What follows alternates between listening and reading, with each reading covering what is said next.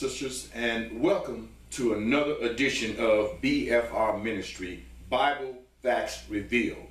We are an extension of Absolute Bible Truth Atlanta, where Brother Joshua and Brother Big Baby are the teachers there, along with assistant pastors Brother Antoine, LeVar, Brother Jeff, and Brother Kevin. I'm Brother David, your teacher for today, and reading for me as usual is Sister Teresa. Good afternoon. And we are Absolute Bible Truth Chicago.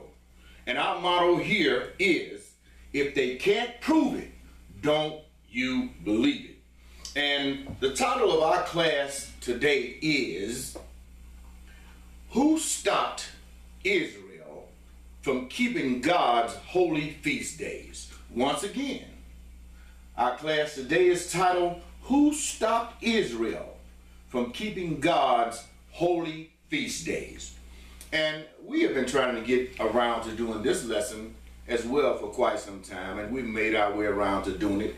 And we're going to keep it as simple as possible, because you can on this topic you can teach 6, 7, 8, 9 hours, brothers and sisters, but unfortunately we don't have that time, and I know you don't either. So we're going to make it as simple and as compact as possible to give you an idea as to why the nation of Israel were booted out of the land, the temple was destroyed, and God stopped them from keeping his holy feast days, because he told you, and he tells you in the law, I am God, be ye like unto me, for I am holy, so be what? Be ye holy. And Israel was no longer holy. Some of the things they were doing was against God's holiness, against his righteous ways and his righteousness. They became unrighteous. They became sinners.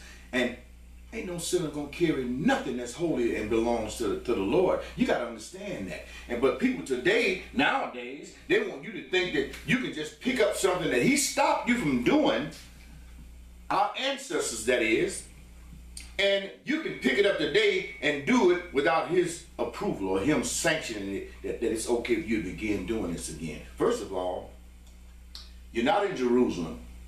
You don't have a temple. Okay?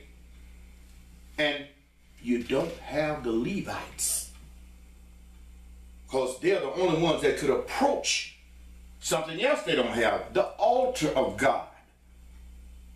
I don't know where no Levites are today. So anyway, this is... And also, it's just like the Bible says in Isaiah 58, that they went about setting up their own fast. Exactly, and their own laws. And following their own thoughts. Therefore, they changed things, which we're going to show you in this lesson. Israel were the first people that did that. Y'all want to point the finger at the Gentiles all the time about changing things. No. Israel were the first ones to do it, because God only knew Israel. He only dwelt amongst Israel. They're the ones that began changing these things before it even got to the Gentiles or the Hamites or anybody else. But you want to forget this. But anyway, we are going to start this lesson out trying to basically bring some clarity to this question. You know, and you got to keep this in mind. You have to show me and others at any time in the past when our forefathers were put in captivity, and they were in and out of captivity a great many of times. So at any time when they were in captivity, did they keep these feast days? I'm asking you that question, because if you tell me no, and that will be the right answer, because the book does not support anything other than that. Now, if that's the right answer, how do you think you can keep them here in America today? And your preacher, your Hebrew Israelite preacher, or Israelite, calls himself Israel, tells you that you're in captivity today. So if you're in captivity today, what would make it different in terms of you being able to keep them now, and your forefathers couldn't do it then, and they had way more than we have today? How do you think that's possible? You need to contemplate that thought, and you need to open your eyes, because something is wrong with that. But we are going to begin to try to show this also to you. At no time, again, you need certain things to be put in place. They need to be kept. These holy feast days of the Lord need to be kept as they are outlined in the Torah, in the scriptures. And brothers and sisters, you don't have the things that he took away from you. God himself did that. He did that. He caused the Romans to come down in 70 AD and destroy Jerusalem because of what? Because of Israel's sinful ways and behavior. They had blood on their hands, brothers and sisters. Israel was back then. They took bribes. They became murderers. Now, I'm talking about a lot of the priests as well. You can't do nothing for the Lord, the God of Israel, and this is your conduct, this is your behavior, and he say, I'm holy, so be ye holy.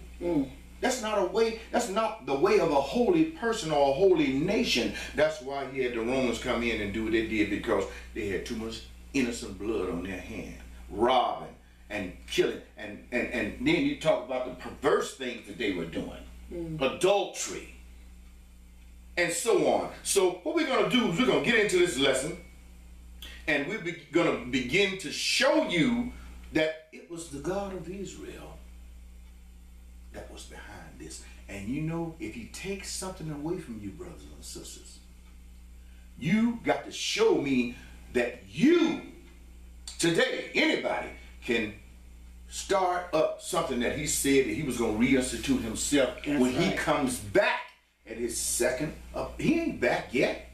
So how can you institute or reinstitute something that he stopped you from doing, and he told you why? Because you were not holy enough. Because they're his holy feast days. That's right. So anything that has the word holy in front of it, I think that you have to be there too to do that. And you don't understand that, and you let people just twist things and give you anything. You can keep the feast days. No, you can't. Not the way they outline in the Torah. You can't do it. So we're going to begin and take a look at this as like I said, we can be on this topic 6, 7, 8, 9, 10 out. We can't do that, but we're going to show you enough so you can know that somebody's been pulling your leg all this time while if you're in America or anywhere else other than where he placed his name. You got people even telling people that he placed his name in Chicago. You can't read that in the Torah. He placed his name in Atlanta. You can't read that in this Bible. And then if all these places are keeping the feast at the same time, how could he be placing his name in more than one place? He only placed his name in one place at one time. It's all that simple. We're going to show you what people had to do to keep the feast of the Lord back in ancient times. Show you where they came. They traveled to the place where he placed his name. That's right. And you got to do the same thing. But if you look over in the land today, brothers and sisters, ain't nothing over there but filth, paganism, and so on. You can't keep no feast of that. But again, where are the Levites? Right. I'm talking about the real Levites. Those of you who understand and know what I'm talking about. In any case, let's get this started in Leviticus 23 to establish whose feasts these are. Meaning, you know who they are, but we're going to read it anyway for those who don't know. So we're going to go to Leviticus 23. We're going to read 1 to the 4. We're going to skip to 9 and 10. Okay? When you get there, start at verse 1. And the Lord spake unto Moses, saying, Speak unto the children of Israel, and say unto them concerning the feast of the Lord. So we know they're the feast of the Lord. Go ahead. Which ye shall proclaim to be holy convocations, even these are my feasts. What kind of convocations were they? Holy. Holy convocations or holy gatherings, brothers and sisters. Go ahead.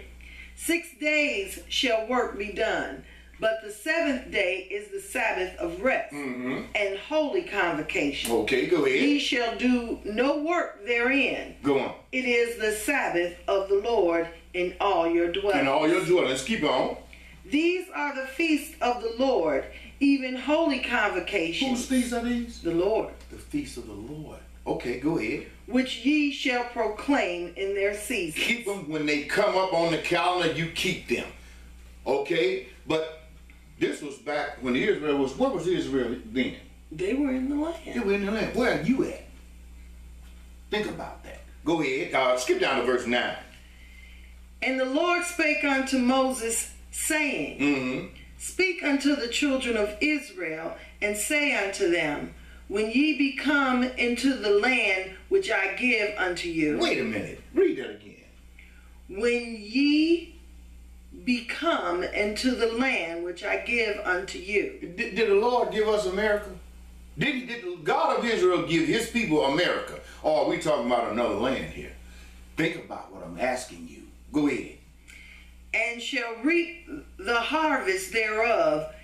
Then ye shall bring a sheaf of the fruit of your harvest into the priest. Unto the priest. So you have them coming into this land, this promised land. We know what we're talking about. It just might well say it, the promised land, which the Lord, we're going to show you where that is and so forth. So he said, when you come into this land and you start growing crops and so forth, and you got to bring a sheaf of the first fruit of your harvest unto who? The priest. Unto the priest. When have you ever done this in America? Think about what I'm saying. Wake up. Think. Use your mind. Don't let nobody tell you something and you reading something contrary to what they're telling you right here. And right now they probably say, well, that's your tithes. You know, you bring your money because you don't. This ain't got nothing to do with no money. We talking about growing things. He said of your harvest. You ever planted something in the ground and dollar bill grew out the ground? No. Ain't talking about no money. He said we talking about a sheaf of your first fruits. Fruits grow out of the ground, brothers and sisters. We ain't talking about no money here. But continue to read. And he shall wave the sheaf before the Lord to be accepted for you. Okay, go ahead. On the morrow after the Sabbath, the priest shall wave it. Okay, so we've established this, that you have to bring these first fruits to the priest, which we don't have here in America or any place else. We're not in the land that he tells them when they come into this land. We're not there, and we don't have a temple. And we certainly don't have no land to grow the first fruits out of. You're not thinking about any of this. Let's move on. Let's go ahead and we're going to go to Leviticus. Let's back to Leviticus 21. We're going to read verse 1. And the Lord said unto Moses, speak unto the priests, the sons of Aaron. Wait a minute.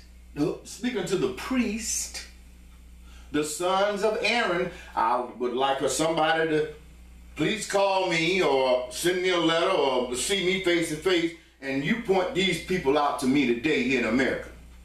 Any state, pick any state.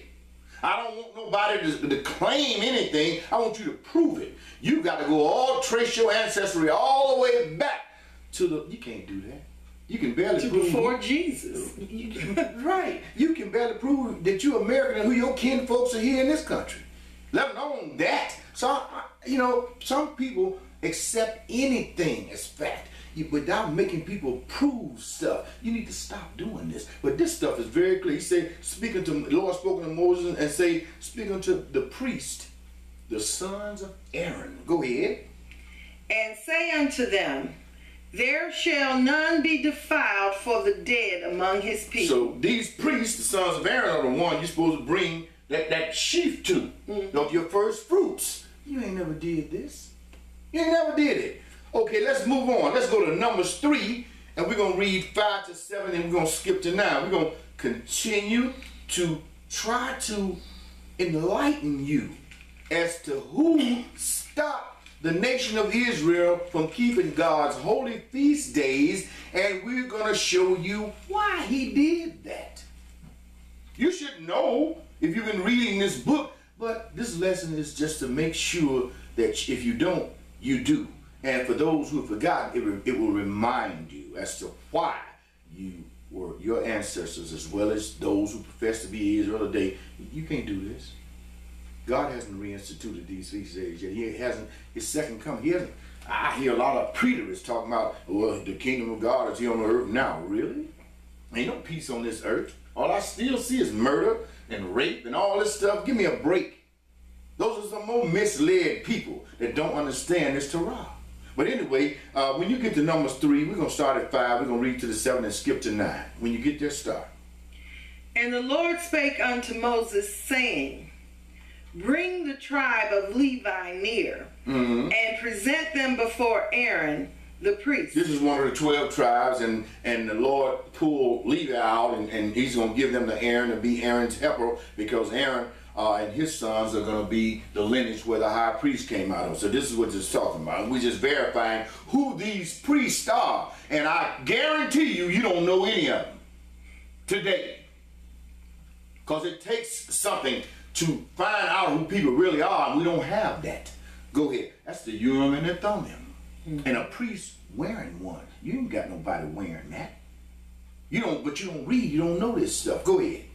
That they may minister unto him. And they shall keep his charge and the charge of the whole congregation before the tabernacle of the congregation, to do the service of the tabernacle. So we're looking at a description, a detailed description of Aaron's job and the Levites' job that were given to them by God. And you show me somebody today in America that's doing this, or any place else, you can't do it. I ought to let you know something. Okay, skip to 9. We're going to read that 9th verse. And thou shalt give the Levites unto Aaron and to his sons. Okay. They are wholly given unto him out of the children of Israel. This tribe was given to Aaron and them because they had the sacrifices. Israel sacrificed animals all day unto the Lord, all kinds of offerings to the Lord. When have you done this? Or do you know anybody that's doing this daily? 7 days a week, 24 hours a day. This is what Aaron and the Levites were doing. You show me somebody that's been doing this while you've been in America, but yet you keeping these feasts. We're going to show you that this was attached to keeping those feasts as well.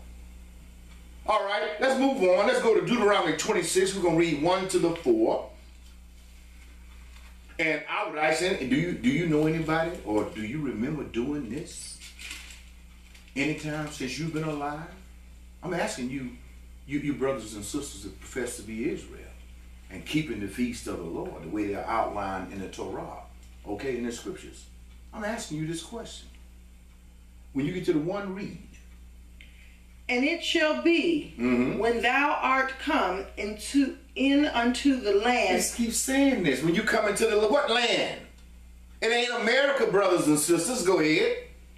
Which the Lord thy God giveth thee for an inheritance. You didn't inherit America. He didn't give it to you. Not one state in here is yours, Israel. What land is he talking about? Go ahead. And possesseth it, and dwellest therein. Go ahead. Thou shalt take of the first of all the fruit of the earth, grown out of that, off that land, go ahead. Which thou shalt bring of thy land that the Lord thy God giveth thee, and shall put it in a basket, and shall go unto the place which the Lord thy God shall choose to place his name there. Now, this is the problem I have. People have told you, this is right here in the Torah, in the book, in the Bible. He didn't tell you this pertained to Illinois, Atlanta, or any place else, brothers and sisters, in this country or any other country. You know where this is talking about. He said, you take this basket with these first fruits in there. You got to give them to the priest. We read that. This is just more confirmation. But he also says you got to take it to the place where the Lord God shall choose to place his name there. You can't read that he placed his name anywhere in the state of Illinois or anywhere else. But yet you have fallen for people telling you this foolishness, these untruths. I want to call them something else, but I'm going to be very gentle with my wording today. You know what they are. Anyway, continue. I'm just telling you, the place where he placed his name is Jerusalem, brothers and sisters. You know this. Go ahead. And thou shalt go unto the priest. Who? The priest. That's Aaron and the Levites, right? Okay. Do we know any? I don't know none. Do you? Think about this. Go ahead. That shall be in those days, and say unto him, I profess this day unto the Lord thy God, that I am come in unto the country which the Lord sware unto our fathers. Wait a minute. Is this country America? Is it any place other than Jerusalem? Think about that, brothers. You've been reading this for years. You're not paying any attention to what this is really saying. You haven't come into that country. You've never been there, many of you. Over 99% of you never been out of this country to go to no Zion or no Jerusalem. And plus, when you get there, you ain't gonna like what you see nowhere. You got people walking around with machine guns and so forth, trying to, you know what I'm saying? This ain't no place where you can do no sacrifices to the Lord. But we reading this out of the book here. But continue to read this. I want you to understand what the foundation on this thing. That I come into the country which the Lord swear. Go ahead. Which the Lord swear unto our fathers for to give us. For to give us. He never swore to our fathers he's going to give us America. But you saying you can keep his feast anywhere. No, you can't. Not according to the Torah, not according to the law. What is outlined in terms of how you keep his feast in his book. No, you cannot. Go ahead. And the priest shall take the basket out of thine hand and set it down before the altar of the Lord thy God. Well, when has a priest ever done this for you? You brought your first fruit of the land. First of all, you ain't got no, you ain't talking about growing food in your backyard. No, that ain't what he's talking about. Or buying it from the grocery store. And let's know, he said it before the altar of the Lord thy God. What altar have you said anything in front of? It was destroyed back in 70 AD, if I'm not mistaken, along with the temple. And you ain't gonna let somebody tell you that where you at is the altar of the Lord. He can't have but one. So he got an altar of the Lord in Atlanta. He got one in Los Angeles. He got one in Chicago. He got one in Indiana. Give me a break. You're not paying attention to what you are reading. And you are rebelling against, I'm going to show you, you are rebelling against the Lord. Because if he stops you from doing something because of your sinful ways, your wickedness, you cannot resume doing what he stopped you to do and say you belong to God. You are a rebellious person. You don't belong to him anymore. It's just the opposite. He's telling you, I'm stopping you, Israel. We're going to read this. From keeping my holy feast days because you're no longer holy. But yet, over in America, all these years past, you got some so-called Hebrew Israelite pastors or elders going to tell you, well, we keeping the feast of the Lord. I don't understand. And you know he said he's going to reinstitute these feast days when he come back. And he going to be here in person to make sure you keep them right and keep them holy. You can't do that today, but you seem to think you can. And you're highly mistaken. And we're going to keep showing you this further. But anyway, let's move on. You've never done any of this. You never had a priest of Aaron's seed or a Levite bring this basket and set it down before the altar of the Lord God of Israel. You've never had anybody do that since you've been alive here in America. And if you say you are, you're lying to yourself. Not only lying before the Lord, you're lying to yourself. You're just being foolish. It don't make no sense. But we're going to keep this moving. Let's go to Deuteronomy 16. We're going to read 5 to the 7, and then we'll skip to 16. When you get there, read. Thou mayest not sacrifice the Passover within any of thy gates. Wait, we talking about the Passover, which many of you claim you keep. But he said you can't sacrifice the Passover within any of thy gates. That means any of their homes or places where they live? Well, a place where you choose. And quite frankly, that's what this is saying. You can't do it in a place where you choose. You got to do it the place where I chose. I'm God, not you. But you don't read this accurately. You just read right over this and don't pay no attention. This is the first line in verse 5. Thou mayest not sacrifice the Passover within any of thy gates. Go ahead. Which the Lord thy God giveth thee. And so wherever he give you, meaning that land he promised you, if you on that land, wherever you living at, you can't do it. You can't do it. Go ahead. But at the place which the Lord thy God shall choose to place his name in. Why does he keep saying this? He's telling you what you can't do and what you can. And just like your rebellious forefathers, you're doing what they did. You're doing what you want to do. You're not following the Torah. You ain't following the Lord's way he laid this thing out. He's telling you right here, you can't do it where you want to do it. You have to do it in a place where I place my name. Is that real complicated to understand? That is not complicated, brothers and sisters. Go ahead. Which is Jerusalem. Okay? And you don't spell Chicago with a J. Or Atlanta with a J. Or Los Angeles with a J. Or New York with a J. And so on and so forth, brothers and sisters. Go ahead. There thou shalt sacrifice the Passover at even. Well, there it says, there, in the place where he chose and placed his name. There. It's not Chicago. It's not Atlanta and so forth, brothers and sisters. You read over this and you don't even think. Go ahead. At the going down of the sun, at the season that thou comest forth out of Egypt. Mm-hmm.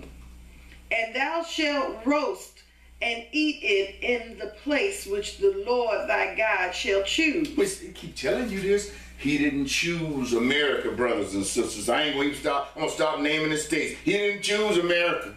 He didn't place his name in America. Now, when you think about it, when you go back to the original Passover in Egypt, they did keep it in their dwellings where they lived, in their gates, because that's what happened. But he's telling them now, you can't do that. You have to do it this way. And there was a reason why they kept it there. But we're not going to get into that. That's not our point. You can read that and clearly understand why that was done at that time. But he told them they can't do that anymore. He's telling you. So you have to understand this and why he did that. And furthermore, what's that understand? He told you can't do it. What's the problem? What is the problem? Go ahead.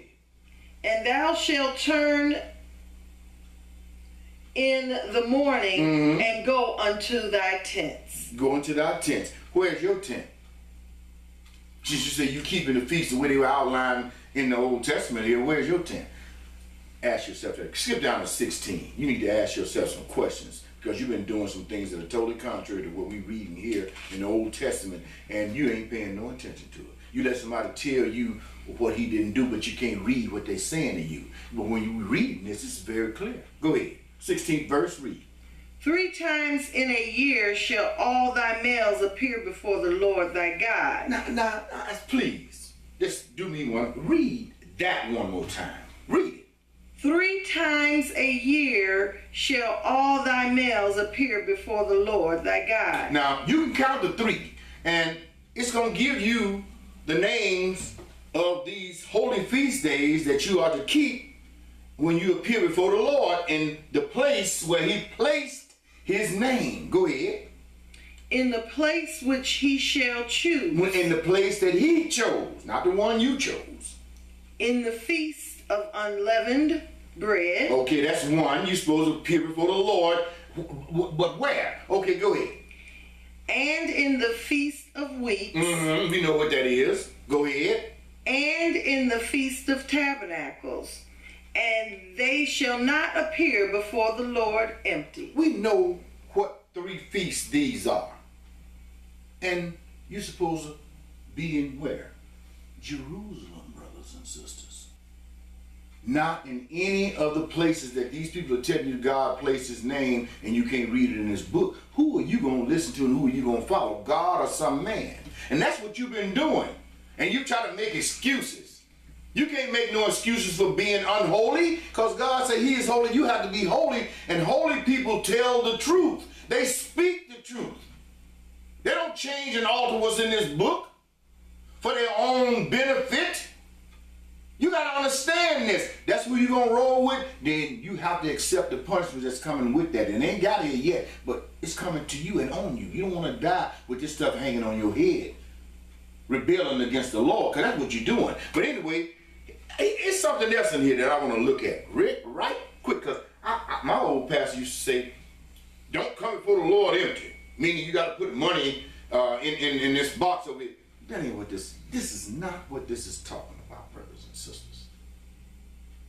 And they shall not appear before the Lord empty.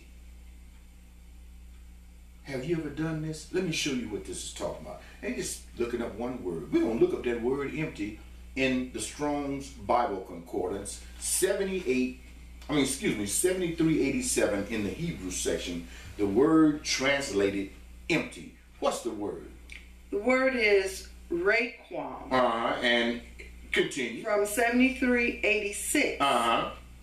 Emptily. Okay. Figuratively, objectively, ineffectually, subjectively, undeservedly, Okay, without cause, empty, in vain, void. Now, you have to ask yourself, still, did it mention money in here? No. Somebody just gave you that. But if you research a little further, this word empty, it's going to tell you something. Let's go to the Concise Oxford Dictionary, 1951 edition. And we're going to go to page 390. And when we get to that page 390, I want you to look at the word empty and see what it says there. Empty. That's number one. Yeah, number one. Containing nothing. Containing nothing, pretty much what the Strong said. Go ahead. Devoid of quality. Mm-hmm. Hungry. What? Hungry. Hungry? Excuse me. Can you eat money? Can you? This ought to be something that wakes you up. It said hungry. What does hungry got to do with empty? When you're dealing with the Lord's feast day, you got to keep this stuff in context. You can't eat no money. You can't bring people together on a feast day and sit down and all the plates are full of money and they sitting there eating money, brothers and sisters. This is talking about food. Continue. Of house, devoid of furniture or inmates, of van, ship, etc., without load, of persons, plans, etc. Skip the 2 and read 2. Number 2, truck, box, etc. 3. Number 3, empty-handed. So don't come to this place where the Lord has chosen on any of these 3 days empty-handed. You got to bring something with you. Go ahead. Bringing no gift. Bringing no gift. For who? For the priest.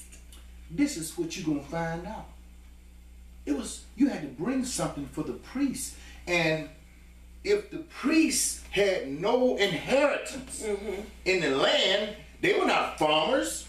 They worked in the temple and the tabernacle day and night. That was their job. We read that earlier, that was their responsibility. And the Lord gave Aaron, the tribe of Levi, to make sure that Levi made sure that this was done, because Aaron had to have enough people to do all this exactly. work. They had to eat, brothers and sisters. So when you came to this place, you had to bring a sacrifice. Not money, a sacrifice. So they could eat as well. And we're going to show you this further. We're going to show it to you. So when it's saying, don't come before the Lord empty, that means you bring a sacrifice with you so the Levites could get their portion, because they didn't have no inheritance in the land. You can read this in the scriptures. All you got to do is search for it. It's right there in black and white. You can read it. But you let somebody tell you, it's talking about money.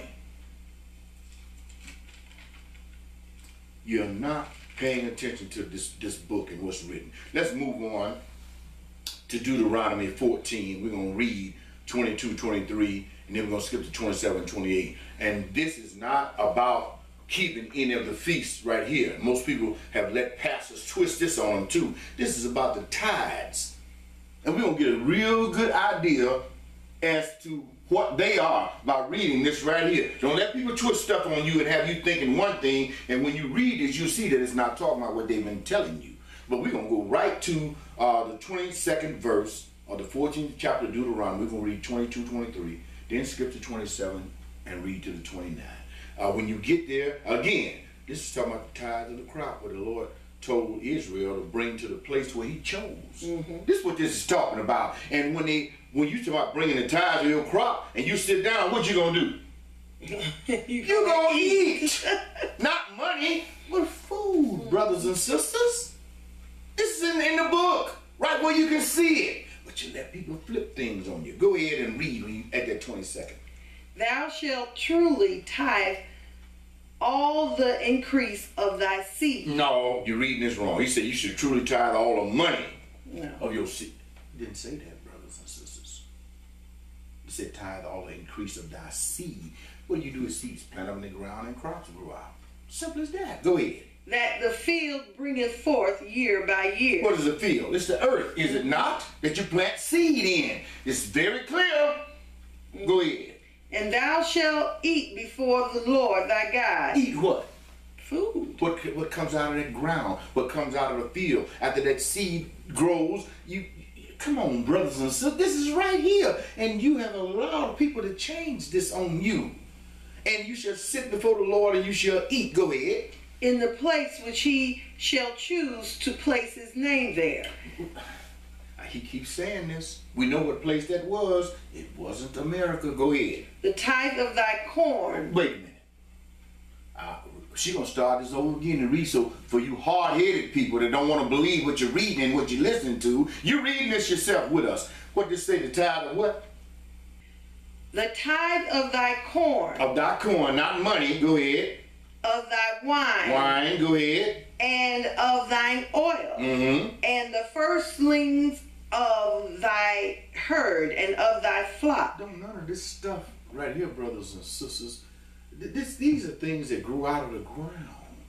What's it got to do with no money? These tithes that we're talking about here, these are the tithes that belong to Levi or the Levites, which included Aaron and his sons and their sons and so forth.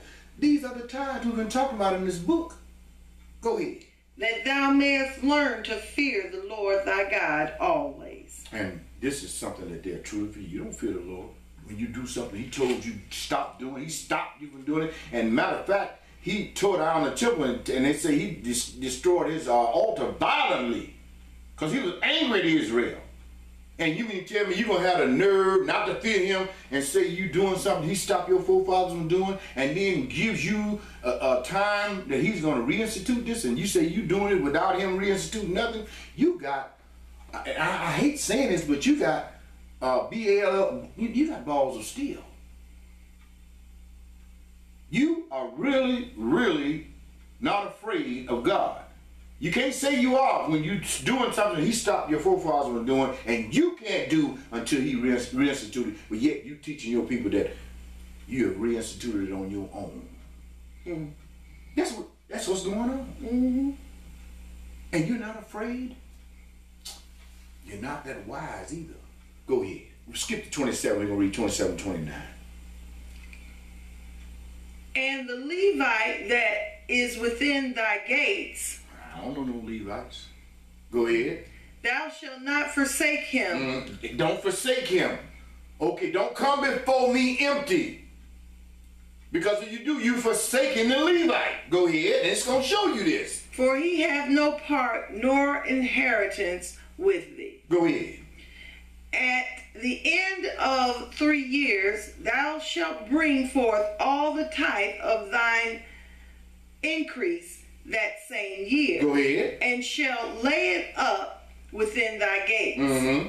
And the Levite, because he hath no part nor inheritance with thee. And look who else is going to be included in this. They don't like this. The racist Hebrew Israelites don't like this. Go ahead.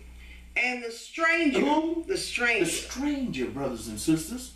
He's included in this thing too. Go ahead. And the fatherless, and the widow, which are within thy gates.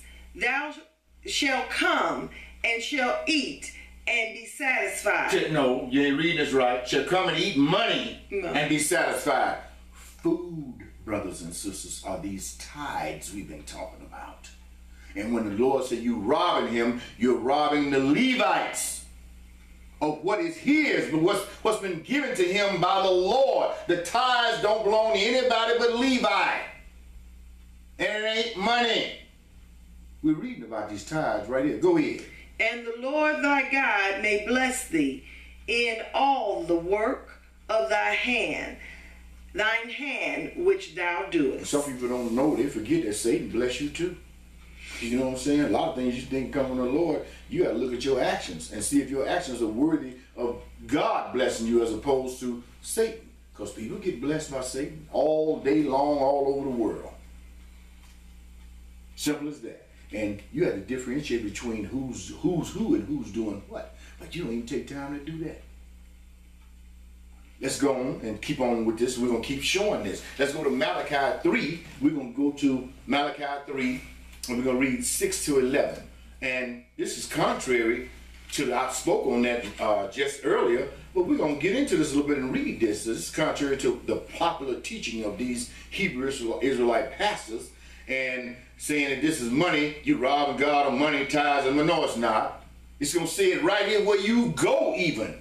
It's going to show you that it's not talking about that. But we're going to get there, and you can go back to Nehemiah 10 and Nehemiah 12 and verify it if you want to, but we're going to read it right here in Malachi. We're going to start at 6 when you get there, read. For I am the Lord, I change not. He changes not. So whatever we find this to be, it hasn't changed. And you can't let pastors change it on you, and that's what they've done. Go ahead. Therefore ye sons of Jacob are not consumed. Mm-hmm. Even from the days of your fathers ye are gone away from mine ordinances. And you don't understand this. You look right over this. You have gone away from the Torah, the law. You're not keeping it. You speak it, but you're not keeping it because you're not looking at what your own actions show through this word that you ain't doing what he told you to do. You can't do it. He stopped you from doing it. You don't have the components to do it. It's as simple as that. He ain't blaming you. He took it from you because you wasn't holy enough. And he's going to reinstitute it when he gets ready, not when you want it. And this is what's being done. But he said, you have gone, just say, hey, from the days of your fathers, you've gone away from my ordinances or laws. Mm-hmm. Go ahead. And have not kept them. You haven't kept them, and you ain't doing it today either. Go ahead.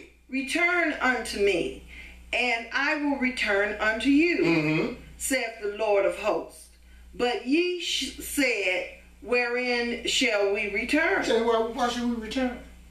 We got it good. Remember that part in Isaiah where the Lord said they greedy dogs, they have not, never get enough? Right. You fleecing the people at your own will. You just get what you want. Why should you return to the Lord and you getting from the people by telling them untruths and they believe in you and you're just robbing them? They become merchandise to you and you're robbing them just blind. They believe what you're saying and they ain't paying attention to what this book is telling them. But you asking the question, why should we return to God? We don't have to return to him. We got it good. But this is wickedness. This is through evil intentions and deeds that are not holy. Go ahead and finish this. And read it. He say, wherein shall we return? Why should we return? Go ahead. Will a man rob God? Oh, specifically what? Keep reading. Yet ye have robbed me. The God said, you've robbed me. Go ahead. But ye say, wherein have we robbed thee? And the Lord said, he going to answer that question. Go ahead. In thy tithes and offerings. In tithes and offerings. Did this say money? No. When you appear before the Lord, you got to have something with you to give the priest. It can't be, sisters and brothers, they got to eat. We read that in Deuteronomy. This is what you robbing God of because it belongs to him, but he gave it as an inheritance to who? To the Levites. The Levites. Tithes, food, your first fruits. They belong to Levi. And this is what you're reading about, right? It ain't got nothing to do with no money. And another thing, when it says, and offerings, they are required to give certain offerings to the Levites as sacrifices for their sins. So he said they have not kept his word, but they're not doing the offering the way they were supposed to do it according to the law. Excellent point. Because we talk about the first fruits of the land, right? And the animal sacrifices ready. They belong to Levi. These are the tithes, brothers and sisters. You haven't been reading this book. Keep on reading. Ye are cursed with a curse. And a lot of people don't understand that that's exactly what you are. You don't think that you are. You don't think that you are. You don't think that you have been being consumed by a plague because of what you're not doing. And when you mislead people, brothers and sisters, you got blood on your hands. You don't understand this, but this is written in the book too. You don't tell the people the truth. You are misleading them and cause them to go away from God and they die in that foolishness. That's blood on your hands and you don't understand that. You don't fear God. And you've taught your congregation not to fear God. Because they don't understand this. You can't lie to people and think you're going to get away with it and they stumble and never get back to God and his righteousness and they die in their wickedness. You're responsible for that and you're going to pay for it. You don't think so. But go ahead. He's saying you are cursed with a curse. Go ahead. For ye have robbed me. Those of you that are robbing God even to this day, you are cursed with a curse. And you are also, you're marked. You can't escape. You don't understand this. Go ahead. Even this whole nation. Who? This whole nation. What nation are we talking about? Israel. The Gentiles? Israel. The Hamites? No, brothers and sisters. We talking about the nation of Israel here. And you profess to be Israel, you better watch what you're doing, what you're teaching people. You better be very careful. Hopefully this ain't you that's cursed with this cursed. But I have no doubt if you're teaching people that they can keep the feast of the Lord today, like they're outlining in this Bible, that you are cursed with this curse as well. So let's continue. Bring ye all the tithes unto the storehouse. Now this is about money. I'm just talking about the first fruits. I've never heard the money offering being held in a storehouse. A storehouse is like for grain and crops and different and wheat and all this kind of stuff. That's what storehouses are, brothers and sisters. We're talking about food here. These are the tithes he's talking about. And even the animals, they hang the meat up to cure and all of this kind of stuff. They store all that kind of stuff in the storehouse. This is correct. Go ahead. That there may be what in this storehouse? That there may be meat. Wait a minute. Read it again. That there may be meat. Did he say money? No. He didn't say money, brothers and sisters. You've been letting people twist this on you for years and not really reading this for yourself because you have no understanding of the law before you even get here to Malachi. And you've been letting these preachers lie to you and talking about, this is not talking about no money. This is talking about food. Meat is meat, is it not? And this is part of your first fruits that you bring to the priest and he set before the altar of the Lord and wave it. This is part of that. And you can't come before the Lord on these 3 feast days that he commanded you to come, all your household and so forth, along with the Levites. And just imagine if a whole nation of Israel came to this place not empty-handed, this food could last them for a whole nother year. This is simple. You can read that in the Bible, that it did. In some cases, they had feasts like this. But let's finish this.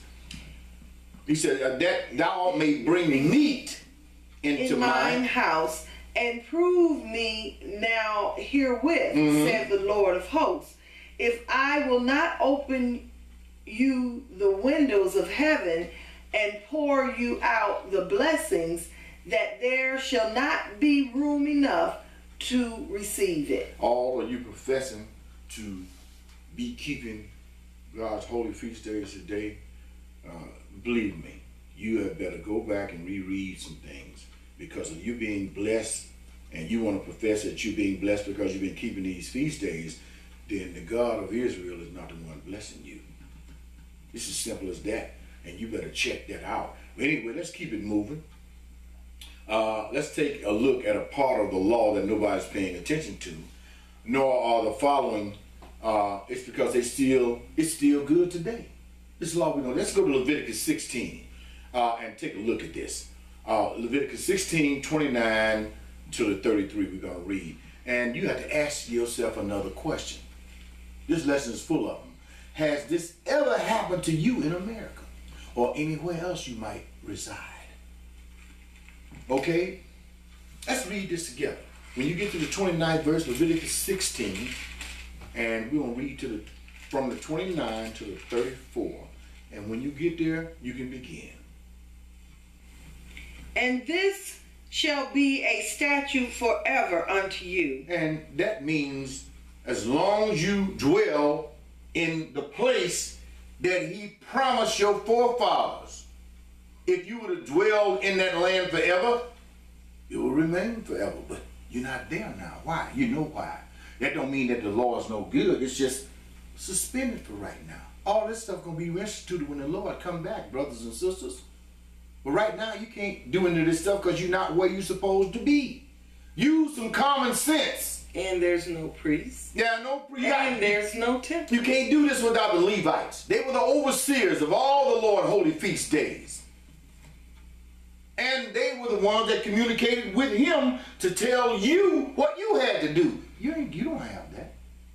You can read Ezra and Nehemiah. You need certain things to do this. And you go into and Ezra and Nehemiah is in there too. But we're not going to get into that. But it will start.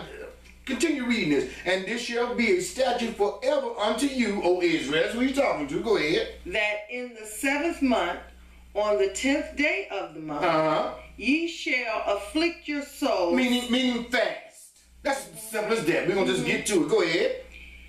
And do no work at all. So you had 2 days in this book that you couldn't do no work at all. It was commanded that you wouldn't work you don't do no work on the Sabbath. And here's the other one right here. And what is this day? We're going to read what this day is. Continue. Whether it be one of your own country. Wait a minute. They ain't going to like this. Who is this next person he going to name? Or a stranger. Keep including a stranger in this thing. And you say hate the stranger. Some of you racist Hebrew Israelites, because not all of Hebrew Israelites today are racist. But you have some racist ones that say you hate everybody. The white man, the Esau, and all of this stuff. But anyway, continue.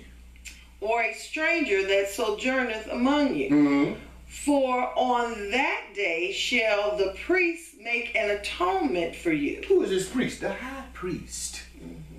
He's making an atonement. How does he do this? Keep on. To cleanse you. To cleanse you. Go ahead. That ye may be clean from all your sins before the Lord. Go ahead.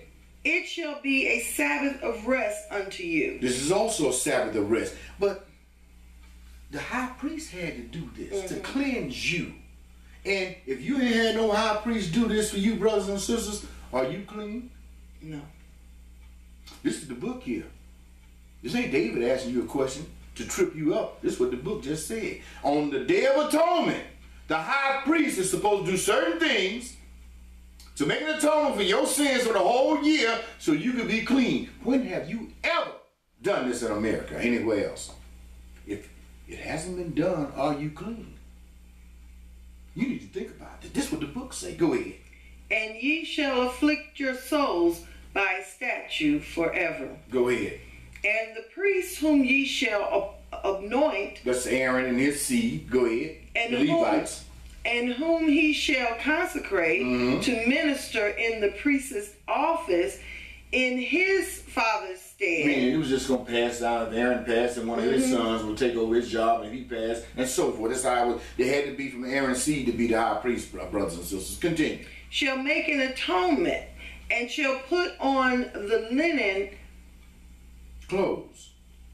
And shall put on the linen clothes, even the holy garments. You ain't talking about these choir robes and all these things people have made in America. These are not no holy garments. But you believe, you know, people, y'all need to read this book. Go ahead. Ain't nothing wrong with it now. You want to put them up, but just don't misname them. Look at what this book is saying. We're talking about something specific here. You can't duplicate this. Go ahead. And he shall make an atonement for the holy sanctuary. This is the high priest, right? Go ahead. And he shall make an atonement for the tabernacle of the congregation. The high priest does this. Go ahead. And for the altar. And he shall make an atonement for the priest. And for all the people of the congregation. And this shall be an everlasting statute unto you, to make an atonement for the children of Israel for all their sins once a year. When has this ever been done here in America for you people professing to be Hebrew Israelites and keeping the feast, the holy feast days of the Lord, which includes this Day of Atonement? When have you ever done this? Stop and thinking. This is what the books say. This is the Torah here. We're reading out of the law here, brothers and sisters. This is how it's laid out in the law and how it must be kept according to the God of Israel. You have never done any of this. And the ones who profess to have, you are sinning against yourself, really, because God stopped you from doing it and told you you can't do it until He returns. So, however way you want to look at it, you messed up if you say you're doing this. Because you're rebelling, still rebelling against God if you're trying to keep these days. Now, there's nothing wrong with people gathering and saying they're remembering the feast of the Lord, but you ain't call them the feast of the Lord. They're not his feast. And make it truly clear that this is around the time that we supposed to have kept these feasts if we could, but we can't, so we just gonna have a dinner in remembrance of these days. It's simple as that. That's all you can do. You can't say you're keeping the holy feast of the Lord, because amongst you are there. You gotta to do this, you gotta have the Levites, brothers and sisters. You gotta have the temple and the altar of God and be in your own lane. You can't do this. You can't do it. As simple as that. That's why you were kicked out. And we're gonna read this stuff. We're gonna read it. It's in the book. You just ain't reading it. Anyway, continue. Just finish this. And he did as the Lord commanded Moses. It's a shame that you're not. Because if you say you're keeping these feasts, you're not doing as the Lord commanded Moses. You're not. But you're not paying attention to what you're reading. You're letting people tell you anything. Go ahead, let's go to Lamentations 1 and 3 and continue looking at this. Looking at the history behind these feast days and the laws he gave Israel, his people, and then it shows you a little bit of why he was mad at them and so forth and caused them to be booted out of the land. And more than one time, mind you. Remember the Babylonians sacked Israel. Then you had the final destruction of Jerusalem and so forth in 70 AD. But he had Nebuchadnezzar take them down. Then you got Titus in the Romans took them down for the last time. And you don't seem to understand why. Each time it was for shedding innocent blood. They became corruptible, brothers and sisters, murdering people, adultery, and all this stuff that's going on. In any case, we're going to read Lamentations 1. We're going to read 3 to 5. And let's look at this. This speaks about the captivity of Israel. Listen to this. Go ahead. Judah is gone into captivity because of affliction. Of affliction. Go ahead. And because of great servitude. She dwelleth among the heathen. Okay, where we dwelling today? Among the heathen. I'm asking you, well, where are you dwelling today? You're still among the heathen, brothers and sisters. That's just a name for another nation. We're amongst the Gentiles. The book tell you that. So look at this. Go ahead. She findeth no rest. Give me a break. This don't fit you? Go ahead. All her persecutors overtook her between the straits. Just history repeating itself. Go ahead. The way of Zion do mourn. The way of Zion do mourn. When you look over there at the land, I've never been there, but knowing my history as I do, I mourn when I look over at my land and see them strangers over there and what they doing over there, professing to be me, and they're not. I mean, nothing I can do about it because God is going to take care of it. So I understand that it don't bother me all the time, but I do get kind of melancholy about it from time to time. Go ahead. Because none come to the solemn feast. Now, I said that earlier, didn't I? And this is telling you right here, none, you can't come up to Jerusalem 3 times a year like it's laid out in the law and the Torah. Because they were in captivity. Right, and even to this day, you can't do this. This is still good, is it? Because none come. You're in mourning, or you mourn the ways of Zion, ways of our forefathers, the way they kept the feast and did all the things that they did. Had it good with God for a lot of years, but then, you know, when they got bad, they got bad. But they remember this. And he's saying, look here, the ways of Zion do mourn, because none, absolutely none, come to the solemn feast. And who do these feasts belong to? The Lord's feast. These are the Lord's feasts. Who stopped you from keeping them? He did. That's why you can't come. It's right here in the book, but you ain't reading. You're not trying to understand anything. That's why you can't come to the solemn feast of the Lord in Jerusalem.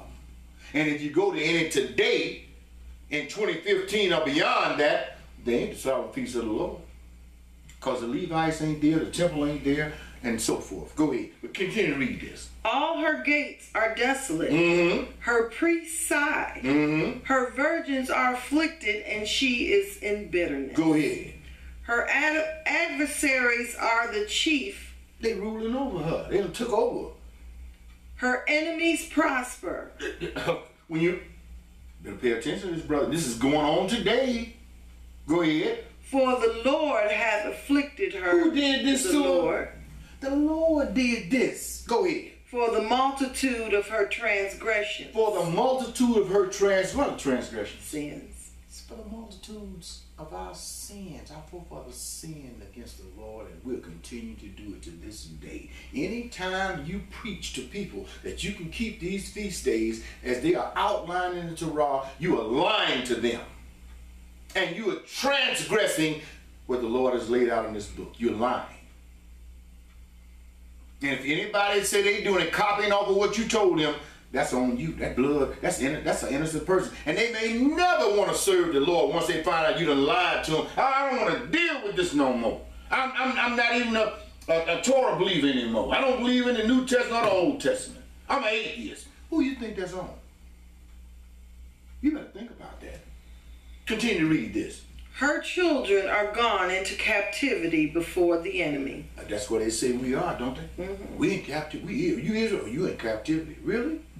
Well, if I'm in captivity, how can I keep the feast of the Lord? You got to make up your mind.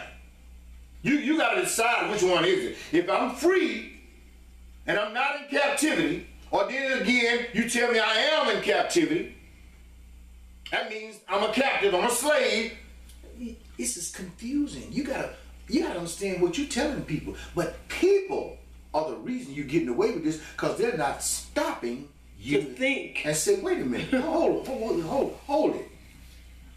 Captivity. If I was a captive, I couldn't move about free. I couldn't drive from state to state or get on an airplane and do it. That don't sound like no captive to me. We're not in captivity to that degree. We can get on a plane and go to Jerusalem, but you got two other things to deal with. There's no priest and there is no temple. So how can you keep the feast? It's all that simple, brothers and sisters. That's what I'm pointing toward. Let's move on. Let's go to Lamentations 2. Let's go over to the 2nd chapter. We're going to read 5 to 7 and 9. And continue and pick up on this some more. Let's take another look at this. The Lord was as an enemy. He was an enemy to Israel, his own people, because of what? Their wickedness, brothers and sisters. Their transgressions caused him to turn against them. What are you doing today? Go ahead. He hath swallowed up Israel. Mm-hmm. He hath swallowed up all her palaces. Mm-hmm. He hath destroyed his strongholds and hath increased in the daughters of Judah mourning and lamentation. Mourning and lamentation. And he hath violently taken away the tabernacle. What tabernacle? Wasn't that the temple? The temple. He violently, but he didn't do it himself. He sent the Romans in to do this. You talk about 70 AD. Mm-hmm. The Lord uses nations to punish other nations, brothers and sisters.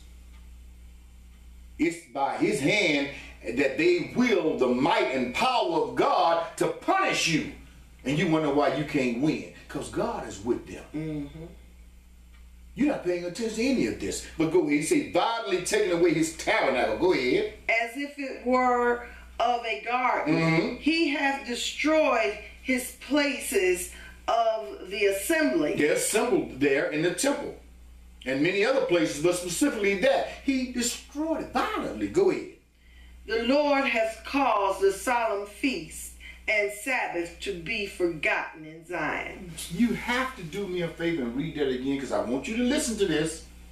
This is the whole thing with respect to this lesson. Who stopped Israel from keeping God's holy feast days? We're reading it. Who did it? And why?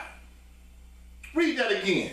The Lord hath caused the solemn feasts and Sabbaths to be forgotten in Zion. You wasn't holy enough to keep them. And you ain't holy enough today to keep them. And plus you don't have the things that he set up for you. He set this thing. He caused Zion to prosper and the temple to be beautified and all that. The Lord was the one that did. You think they did it on their own? That's the problem with man. You don't want to give credit to God Almighty. But he took this back from them because they didn't appreciate it. Mm-hmm. didn't realize and give him the honor and the glory that he was due, he was responsible. He was behind them being where they were, but they thought it was them themselves. But look what happened. He said the Lord did what he calls the solemn feasts and the Sabbaths to be forgotten in Zion, which is Jerusalem. Go ahead. And hath despised in the indignation of his anger the king and the priest, because they were wicked. Go ahead. The Lord hath cast off his altar. Here's the altar right here that was inside of the tabernacle, the temple. If he destroyed the temple, what are you going to do with the altar? He's going to destroy that too. And he did so violently, brothers and sisters. This is what happened to the altar of God, the one that matters. Not the one here in America, be it you in some state here in America. No. Go ahead. He hath abhorred his sanctuary. The temple. Hate, that's what that means, hate it.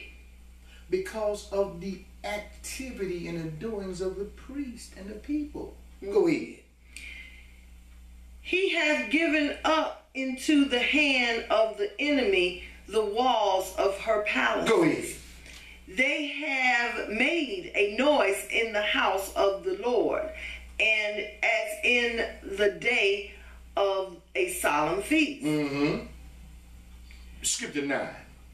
Her gates are sunk into the ground. But they made this noise. This wasn't no joyful noise. Because if you was being destroyed, that was a noise of mourning like we read earlier. And it was very loud because in the feast they rejoiced very Exactly. loud. So they were getting their behinds, the Lord was wiping them out, brothers and sisters, because of their wickedness, their unholiness. You're not paying attention to what you've read all these years when you go in and read this. And also you miss the why. You're not focusing on why he did this to them, our forefathers. Because they were doing unholy things. And if you're doing them today, he ain't with you either. It's as simple as that. I don't care who you are. What you profess to be and claim to be, have fooled people into thinking that we got new Levites here today, this brother here's a Levite. Give me a break. That's falsehood. Those are lies. But skip down to 9. Her gates are sunken into the ground. He hath destroyed and broken her bars. Everything that he called you to set up, he's taking it away from you because you're unholy. Go ahead. Her king and her princes are among the Gentiles. In what? In captivity. That's what you say we in.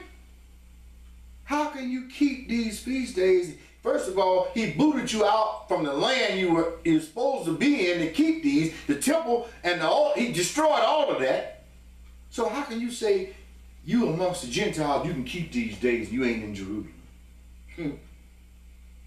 People, you ain't reading your Bibles. Go ahead and continue this. The law is no more. And that don't mean that the law don't exist or you can't keep it. It's not coming out of Zion anymore, Jerusalem. Those were the headquarters of the children of Israel. Because there's no one there. They're in captivity. They're in captivity, but that don't mean you can't keep the law anymore. Don't misunderstand this. The law is still good. Still good. You must obey God and keep his commandments. We can read that all the way up even in, so come on, it's not talking about that. Yeah, so keep it in context. Keep it in its proper context. Go ahead and finish this. Her prophets also find no vision from the Lord. And every time somebody tell you, see the Lord showed me last night and talked to me, you ain't talking to a prophet of the Lord, because he stopped giving visions to prophets. He's telling you this right here. He ain't lying. So you be careful when somebody tell you, well, see, I was sitting on my couch and the Lord told me. Wow, man, I was just walking and the Lord told yeah, okay. That's contrary to what the book say, but these are the guys who seem to basically get into your head and get you to believe what they want you to believe and take you away from concentrating on studying this word so you can see for yourself when people are telling you untruths. You just totally want to rely on some preacher or pastor telling you what thus say the Lord instead of read it yourself. Ain't nothing wrong with that. And claim the name of prophet. Exactly. And I'm going to show you something else. Israel had gotten so wicked that the Lord called them actually called them by another name. Let's go to Isaiah 1. We're going to read 10 to the 16, then 18 to the 20. He called Israel by another name. And you don't even pay no attention to this. And it's not a good name either, brothers and sisters. But you don't even pay no attention to this. So if you say you Israel, this is talking about you too. Go ahead. Hear the word of the Lord, ye rulers of Sodom. Who? Ye rulers of Sodom. Go ahead. This can't be old Sodom and Gomorrah, because that was destroyed. Go ahead. Give ear unto the law of our God. We know now that it can't be Sodom and Gomorrah, the old original Sodom and Gomorrah, because they didn't have no laws of God amongst them people. They were wicked. I mean, wicked, treacherous individuals in that place. So this is talking about the people of God here. It's going to say that. Go ahead. Ye people of Gomorrah. He called them Sodom and Gomorrah. Go ahead. To what purpose is the multitude of your sacrifices unto me? Who's supposed to sacrifice and offerings to the The Lord? priests. And they were Israelites. Weren't they? Were they not? We talking about Israel here, bro. They are called Sodom. The Lord called them Sodom and Gomorrah. That's not good. Go ahead. Saith the Lord, I am full of the burnt offerings of rams. Go ahead. And the fat of fed beasts. Mm-hmm. And I delight not in the blood of the bullock, or the lambs, or of he-goats. He has no pleasure in this anymore. Go ahead. When ye come to appear before me, who hath required this at your hand? Yeah, you know it's talking about Israel, because he commanded them to appear before him 3 times a year. Did he not say that? It's got to be talking about Israel. Go ahead. To tread my courts. Bring no more vain oblations. Incense is an abomination unto me. So he's rejecting receiving anything from Israel because of their transgressions, their rebellion unto his holy laws. Go ahead. The new moons and Sabbaths, the calling of assemblies. The whole package. What he commanded you to do, he's taking it away from you now. He did this to Israel. He's taking it all back. You're not worthy. You're not going. You can't honor me if you're unholy. You can't do it. I'm not going to have it. I'm not going to have no wicked priests and a wicked nation of people trying to use my name, and you're using it in vain when you're not walking the way you're supposed to be walking and doing what you're supposed to be doing as per my commandments. And he's taking it all back. Go ahead. I cannot away with. It is iniquity. It's sin. Go ahead. Even the solemn meetings. Even when you come together supposedly on these holy days you keeping and so forth, he said it's sin. Because I stopped you from doing this. I stopped you from keeping my holy feast days. But you say you coming together on them, you are sinning. Isn't that what this saying? Continue to read. Your new moons and your appointed feasts, my soul hated. If he hates them, brothers and sisters, he said this, not me. How can you be doing what he wants you to do? He stopped you from doing them. But you're trying to do them on your own. He said he hates them. You can't do this. Go ahead. They are a trouble to me. How can you keep something that God hates? How can you honor God by doing something that he hates? Answer that question. Go ahead. I am weary to bear them. Go ahead. He said weary. You wearied him. Go ahead. And when ye spread forth your hands, I will hide mine eyes from you. This speaks for itself, brothers and sisters, because of your filthiness, your unholiness. Go ahead. Yea, when ye make many prayers, I will not hear. God does not hear the prayers of sinners. You quote that all the time, but you don't seem to think it's talking about you. If you try to do something that he stopped you from doing, what are you? Do he hear your prayers? Think about what I just said. Go ahead. Your hands are full of blood. And your hands are full of blood. You might not be killing people physically, but brothers and sisters, you can kill somebody spiritually. You keep forgetting this. You can have blood on your hands spiritually. The book tells you this, Old and New Testament. You're not paying attention. mislead somebody and they go out backwards and don't recover, they still be alive, but they're not trying to serve God and so forth. That blood is on your head, spiritually speaking, bro. Hey, you don't understand this. Let's move on. This is and people are not thinking about any of this. I haven't finished. Go ahead. Wash you, make you clean. Put away the evil of your doings from before mine eyes. Cease to do evil. Cease to do evil, and many of you are continuing to do evil, doing the same things that got your forefathers destroyed in 70 AD and carted off into captivity. Temple destroyed, altar destroyed, booted out of your own land where you can't keep the solemn feast of the Lord anymore. But who did this to them? To them and you. You say you're their ancestors, so it's the same thing. He did. The God did this. And you know why. You can't get around this. 18, skip down to 18. We're going to read 18 to 20. Come now, and let us reason together. And that's a hard thing to ask Israelites to do. They don't like reasoning. They don't want to reason with anybody. They just want to have it their way and it be right. But it's not according to what's written in the Bible. You can't do that. But he's asking you, come, let's reason together. Go ahead. Saith the Lord, though your sins be as scarlet, red as red, go ahead, they shall be as white as snow. All this blood on your hands can be washed off if you just repent. Go ahead. Though they be red like crimson, they shall be as wool.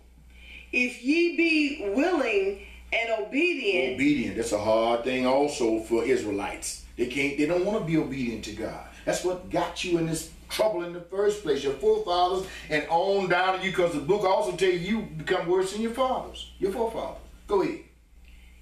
Ye shall eat the good of the land. But are we in the land? No. So we ain't eating the good of the land anymore, brothers and sisters, and we know why our ancestors were booted out and we are not over there yet. We can't go back now. We can't be over there now because we're still being punished for what they did. And we're going to live out every minute, every moment and minute of this sentence. Because you are continuing to do evil and wicked. You find out you Israel, that means people are a very nice person. Then you find out you Israel, you become somebody else. Like Dr. Jekyll and Mr. Hyde. You want to rule over people. You all of a sudden, you're a Levite. They got to listen to you. They can't understand nothing unless they hear from you. No, don't you read, don't you teach nobody, you come and get this from me. This is what they do when they find out they're Israel. It's almost a shame to even know that you even related to these people, because that's when you get worse than you were. And I've witnessed this, but continue this. Let's finish it. But if ye refuse and rebel, ye shall be devoured with the sword. Didn't that happen? All that simple. Go ahead. For the mouth of the Lord hath spoken. For the mouth of the Lord has spoken this, brothers and sisters, and it happened.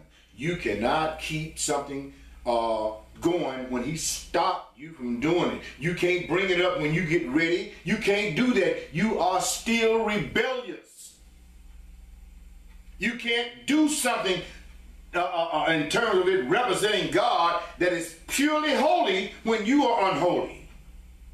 You can't do it.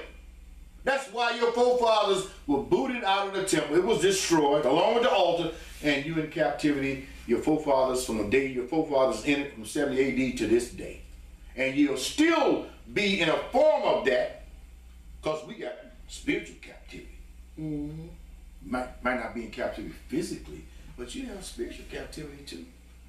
People lying to you and got your mind seized and you believe in the wrong thing, you're a captive. And people don't understand this.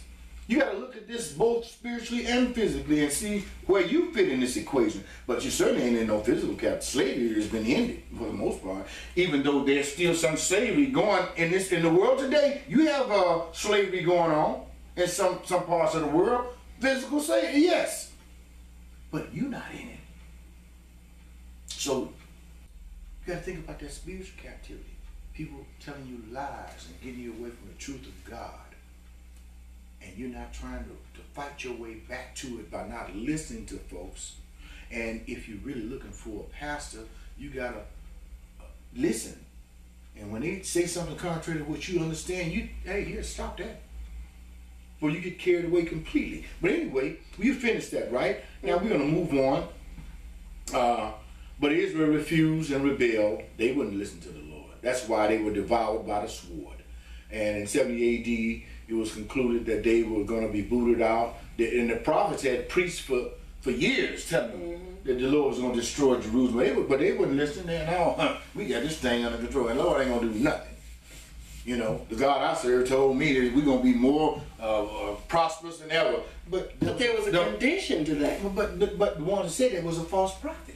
Yeah, but there was still a condition. You had to keep the law. It's all that simple. And they were not doing that, yet they thought that they made this thing on their own. They started telling people what they wanted them to hear. And subsequently, the end result is that we know that they were destroyed. They were carted off, devoured with the sword, and destruction hit Jerusalem in the worst way. Anyway, we're going to move on. Let's go to Isaiah 24, 1 and 3, and still look at this. Because again, we're looking at who stopped Israel from keeping his feast days. And also, we're going to see who did something else that people have lied about.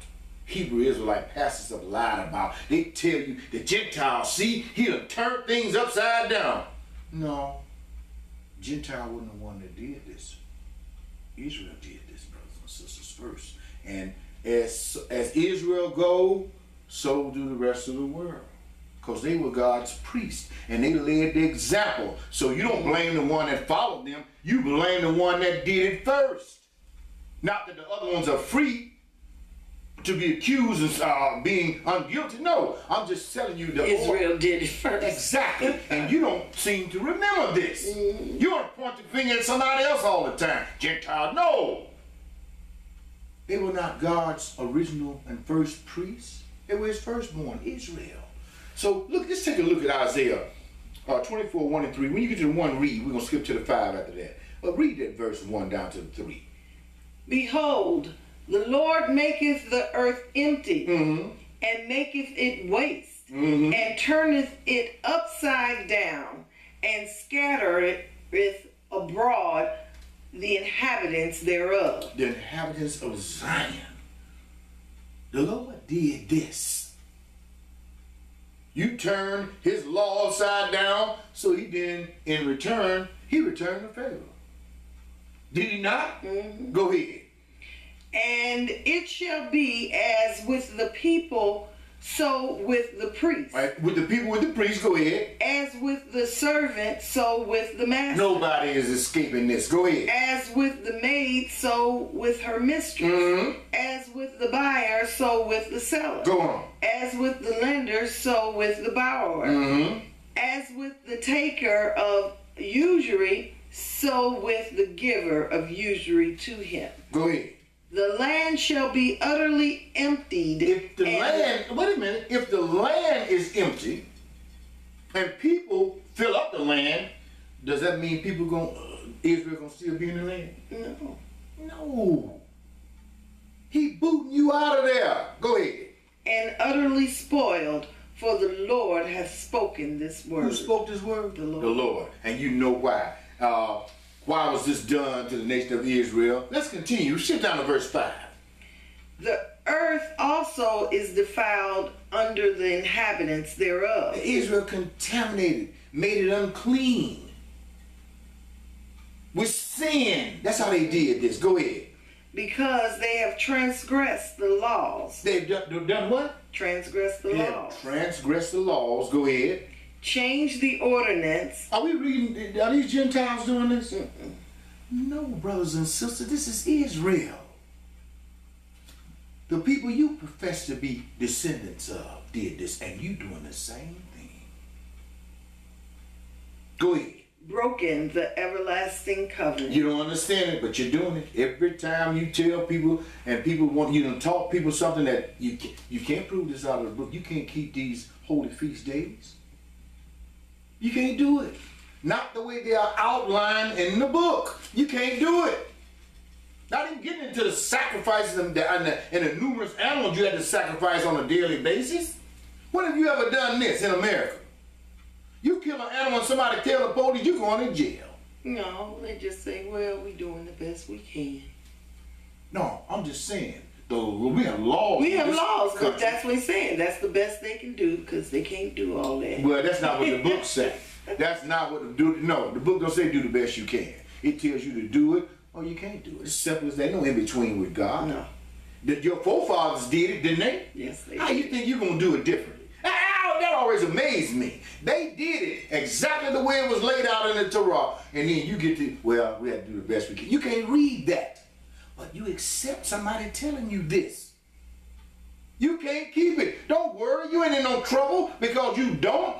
God stopped you from doing it because your forefathers did what they did. And you have to live out that punishment. Remember when they helped and were responsible for the crucifixion of the Messiah, they were saying, hey, well, let this man's blood be on us and our children. Didn't they say that? Mm-hmm.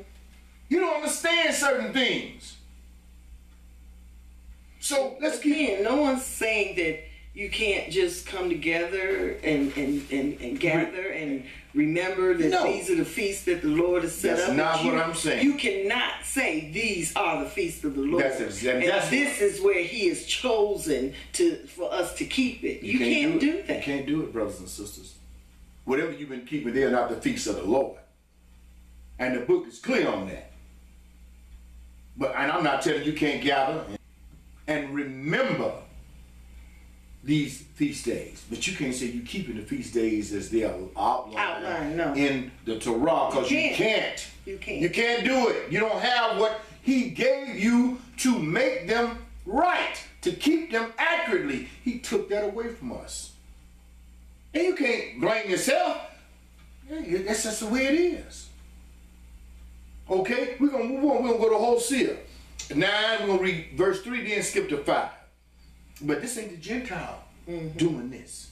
Transgressed the laws and changed the ordinance and broken the everlasting covenant. The Lord didn't originally make no covenant with the Gentiles. And you seem to forget this. You always want to point the finger at somebody else. Don't want to live up to your own sin and wickedness. Go ahead. They shall not dwell in the Lord's land. This is why Israel was thrown out. We're going to read it. Go ahead. They shall not dwell in the Lord's land. Who are we talking about here? Israel. Go ahead. But Ephraim shall return to Egypt, and they shall eat unclean things in Assyria. Go ahead. Skip to 5. What will you do in the solemn days and in the days of the feast of the Lord? That is a good question. You need to ask yourself that, you modern day Israelites, Hebrew Israelites. You need to ask yourself, you can't keep them. Because you know what he's doing here? He's mocking you. When you read about the history of your forefathers and what they did, you have to examine yourself and see if you're doing any of this stuff. And you'll find that you are. So it's no way you can, well, you ain't got the Levites. You don't have the temple. You're not in Jerusalem. How can you keep them? So what shall we do? And this is a great question, is it not? What will ye do, Israel, in the solemn day and in the day of the feast of the Lord? Just think about it and remember it. That's all you can do. Ain't nothing wrong with that. No one said you couldn't gather and say, we know that the Lord set up these days as our feast. We can't keep them the way the Lord said anymore. He has taken them away from us. Simple as that. But we're going to sit here and eat and fellowship. And fellowship in honor of God. As simple as that. Nothing wrong with that. But you have to speak the truth. You cannot word or put a label that you are actually keeping the feast of the Lord, the holy feast of the Lord, the way they are outlined in the Torah or the Bible, if you will. No. Or in the law. No, you are not, and never been doing it. It's as simple as that. And you have to accept that. And don't teach otherwise. All right, we're going to go to Malachi 2. We're going to read verse 1, skip to 8, 9, and then 13. And you have to ask yourself, I'm asking questions throughout this class. What about this? What is it about this that you don't understand? Because it's very clear when you read it. Go ahead, when you get to verse 1, read. And now, O ye priests, This commandment is for you. He was speaking to the priests, the Levites, back in this time, at this time. Okay, skip to 8. We're going to read 8 and 9. But ye are departed out of the way. Who did this? The priests. The priests. The ones that were in the temple and were responsible for all the things that Israel had to do. They were the example, but he said they departed out of the way. The way of what? Righteousness. The righteous ways of God, brothers and sisters. Go ahead. Ye have caused many to stumble at the law. You have to read that again. You got to read that again. Ye have caused many to stumble at the law. You better be careful. You best be careful. You better read this and understand this. If you're guilty of this, you got a problem with this God that we serve. And when he returned, and he could do it also before he returned. You got to understand what kind of danger you in when you messing with this Lord. When you being contrary to his will. But if you don't believe in him, okay, go and live out your life in wickedness. You know what you got coming at the end. But don't profess to be righteous and you're doing just the other behind closed doors. But he said, you have caused many to stumble at the law. Go ahead. Ye have corrupted the covenant of Levi. Professing to be Levi today. The Levites today.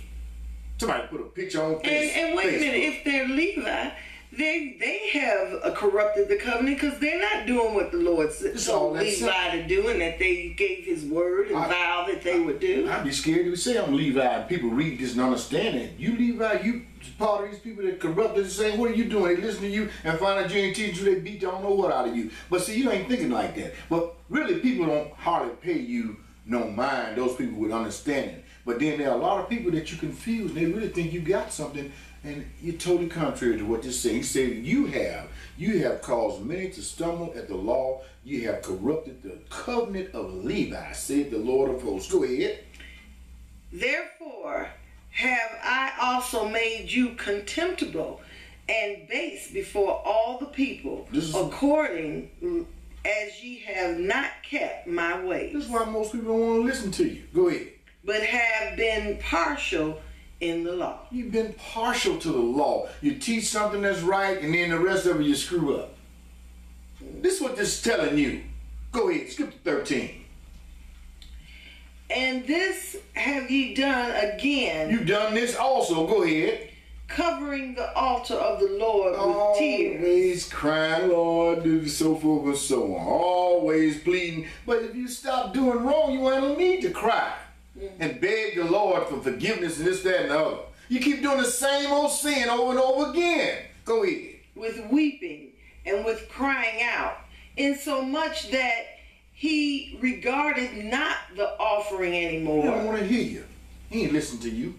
Go ahead. Or receive it with goodwill at your hand. He ain't receiving nothing from you. Just simply, hey, he don't hear you at all. So you're weeping for nothing. Because you keep doing the same thing.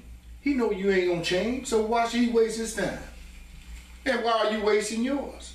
But he's also concerned with the people you've contaminated spiritually between the ears. And you messed up. And this, in short, just simply saying the God of Israel has what? Rejected you. This is what you not understand. Let's go to Amos 5. We're going to read 21 to the 3. We can continue this. I'm just showing you a history here that you should have, and it's just inside of your heart. Okay, you should understand this. Okay, again, what is this about this you don't understand here in Amos? What is it about this? We're going to read it. Go ahead and read this. I despise your feast days. Everybody knows what hate is. It's the opposite of love, brothers and sisters. He said, I hate and despise your feast days, not mine. Because you ain't keeping mine right. So in no way in the world you keeping my feast days, but yours, the ones that you have altered. He told you that they have altered things. Even his feast days were altered. So you're not even doing them the way I told you to do, the way I got it laid out in the book. Well, see, we can't do that right now. See, we can't do that no more. Where does it say that? Your forefathers never said it. They did it exactly the way it's laid out, but you see it differently. And nobody's picking up on this. Well, we can't do that anymore. Why? If you can't do it anymore, that should tell people something. You ain't in the land. You can't do none of it. You can't do any of it.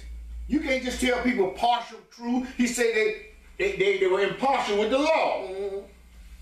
You turn people. You cause people to stumble at the law of the Lord. Being partial.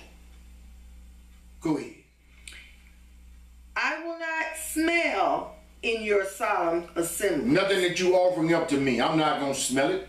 I don't even recognize it. I rejected you. Go ahead. Though ye offer me burnt offerings and your meat offerings, I will not accept them. Neither will I regard the peace offerings in your fat. What's the opposite of and peace? of your fat beasts. What's the opposite of peace? Think about that. Go ahead. Take thou away from me the noise of thy song. Of your singing. He don't want to hear that. He don't want to hear it because of your actions. What you're doing to people. You can't say you're a representative of me. You're polluting my holy name. You don't even understand what that means. God has excellent character, brothers and sisters. He never lies. And you say you are a follower of him, you can't either. Yet you do and say you honor him with a song. No, you're not. He said, hey, take thou away from me the noise of your vows, your songs. Go ahead. I will not hear the melody of thy viols. For I will not hear the melody of thy vows. You don't want to hear that. Your music or your songs or nothing. But who did this? Who's saying this? God. This is the God of Israel, brothers and sisters. You don't want to hear this stuff. He's rejecting it. That's what he's telling you in short. Because you rebel against him, what do you think he's going to do to you? He's going to reject you. He ain't going to accept nothing you got as an offering. We're going to go to Psalms 37 and continue this. We're going to read one verse, 37 and 34. And this is what we're supposed to be doing, praying and waiting on the Lord to return because of what he's going to reinstitute. You ain't supposed to be trying to do something he stopped you from doing today. You got to wait on the Lord. I hear people say that all, brother, you just got to wait on the Lord, man. Don't worry, just wait on the Lord. But you're not waiting on the Lord. You're trying to do something ahead of its time. And trying to teach others to do the same thing. That's rebellion, brothers and sisters. What you think got your forefathers in trouble? What do you think and why do you think we are in the circumstances we're in today? Same reason. Read that 34th verse. Wait on the Lord and keep his way. And keep his way. His laws. His good doctrine. Go ahead.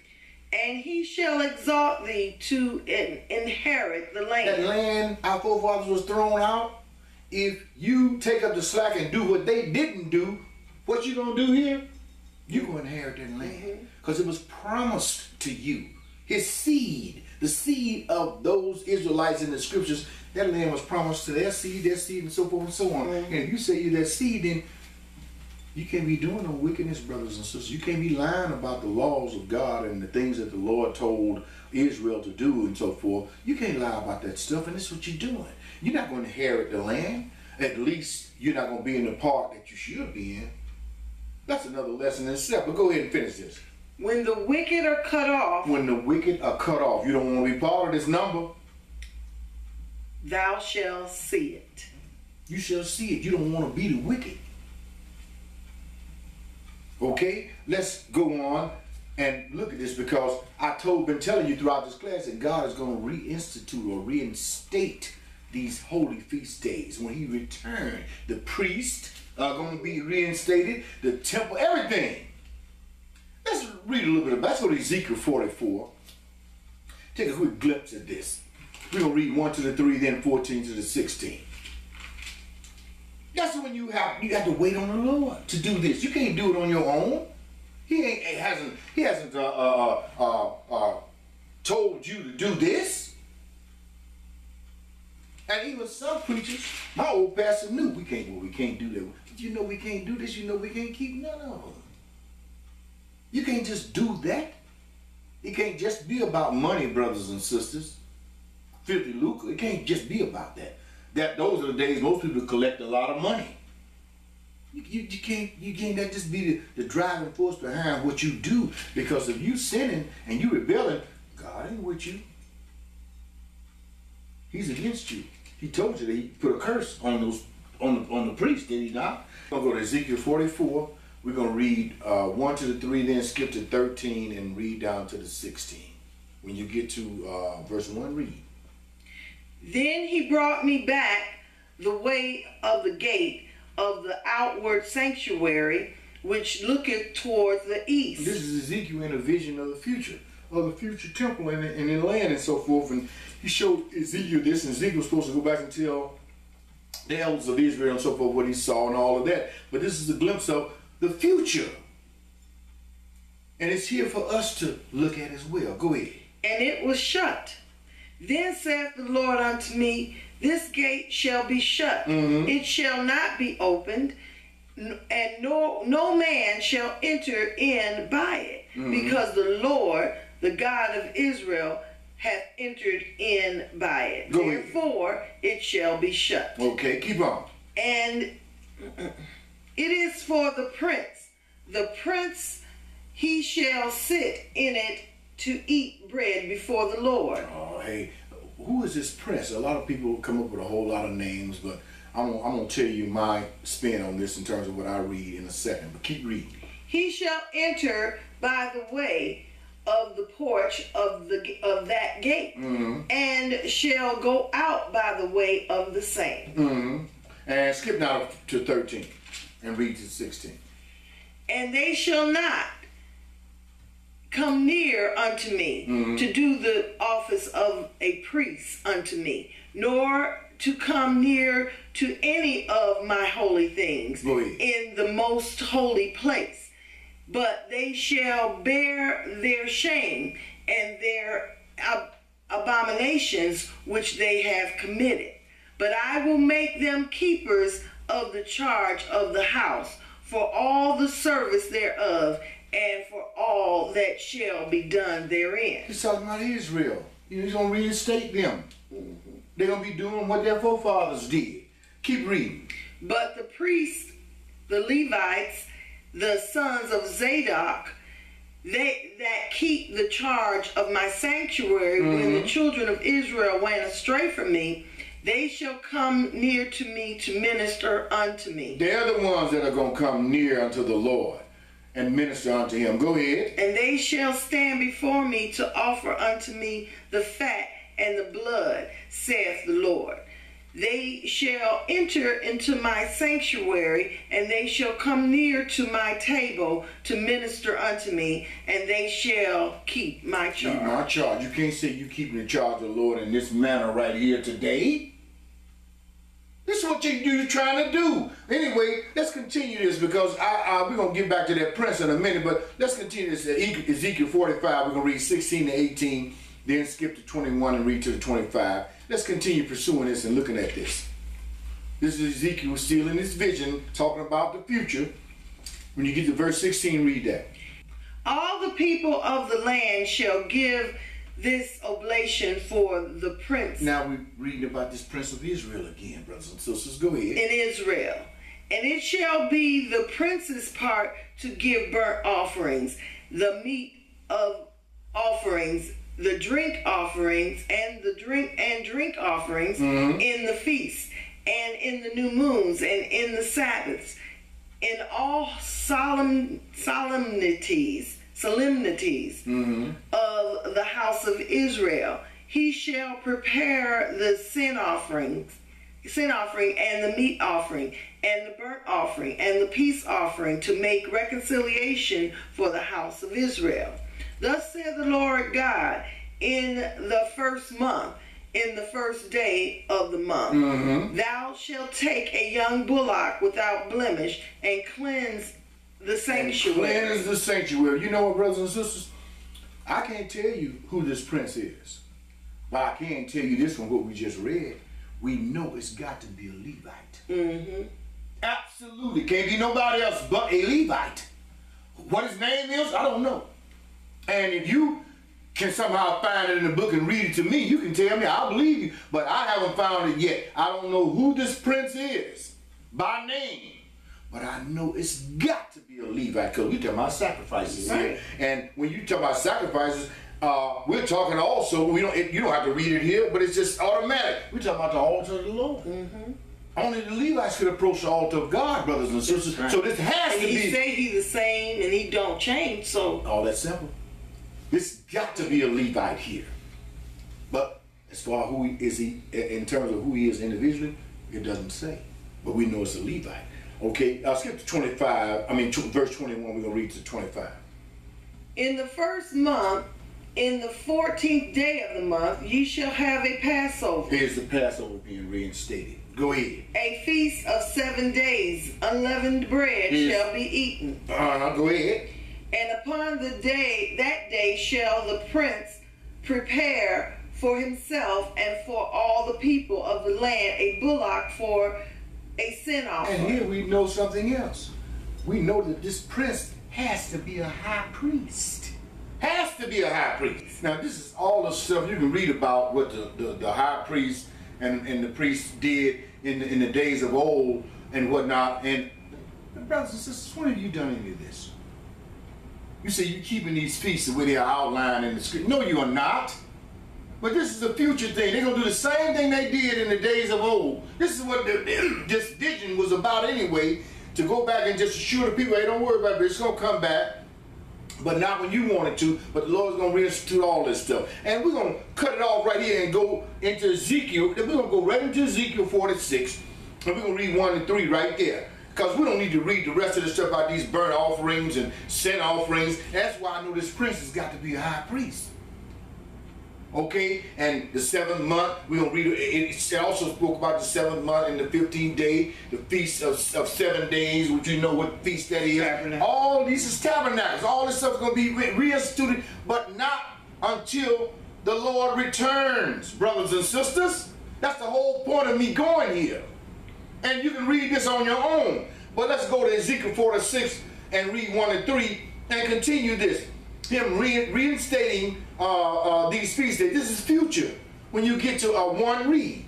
Thus said the Lord God, the gate of the inner court that looketh toward the east shall be shut for 6 working days. The 6 working days. Go ahead. But on the Sabbath it shall be opened. That's the 7th day, is it not the Sabbath? Same thing. Go ahead. And in the day of the new moon it shall be opened.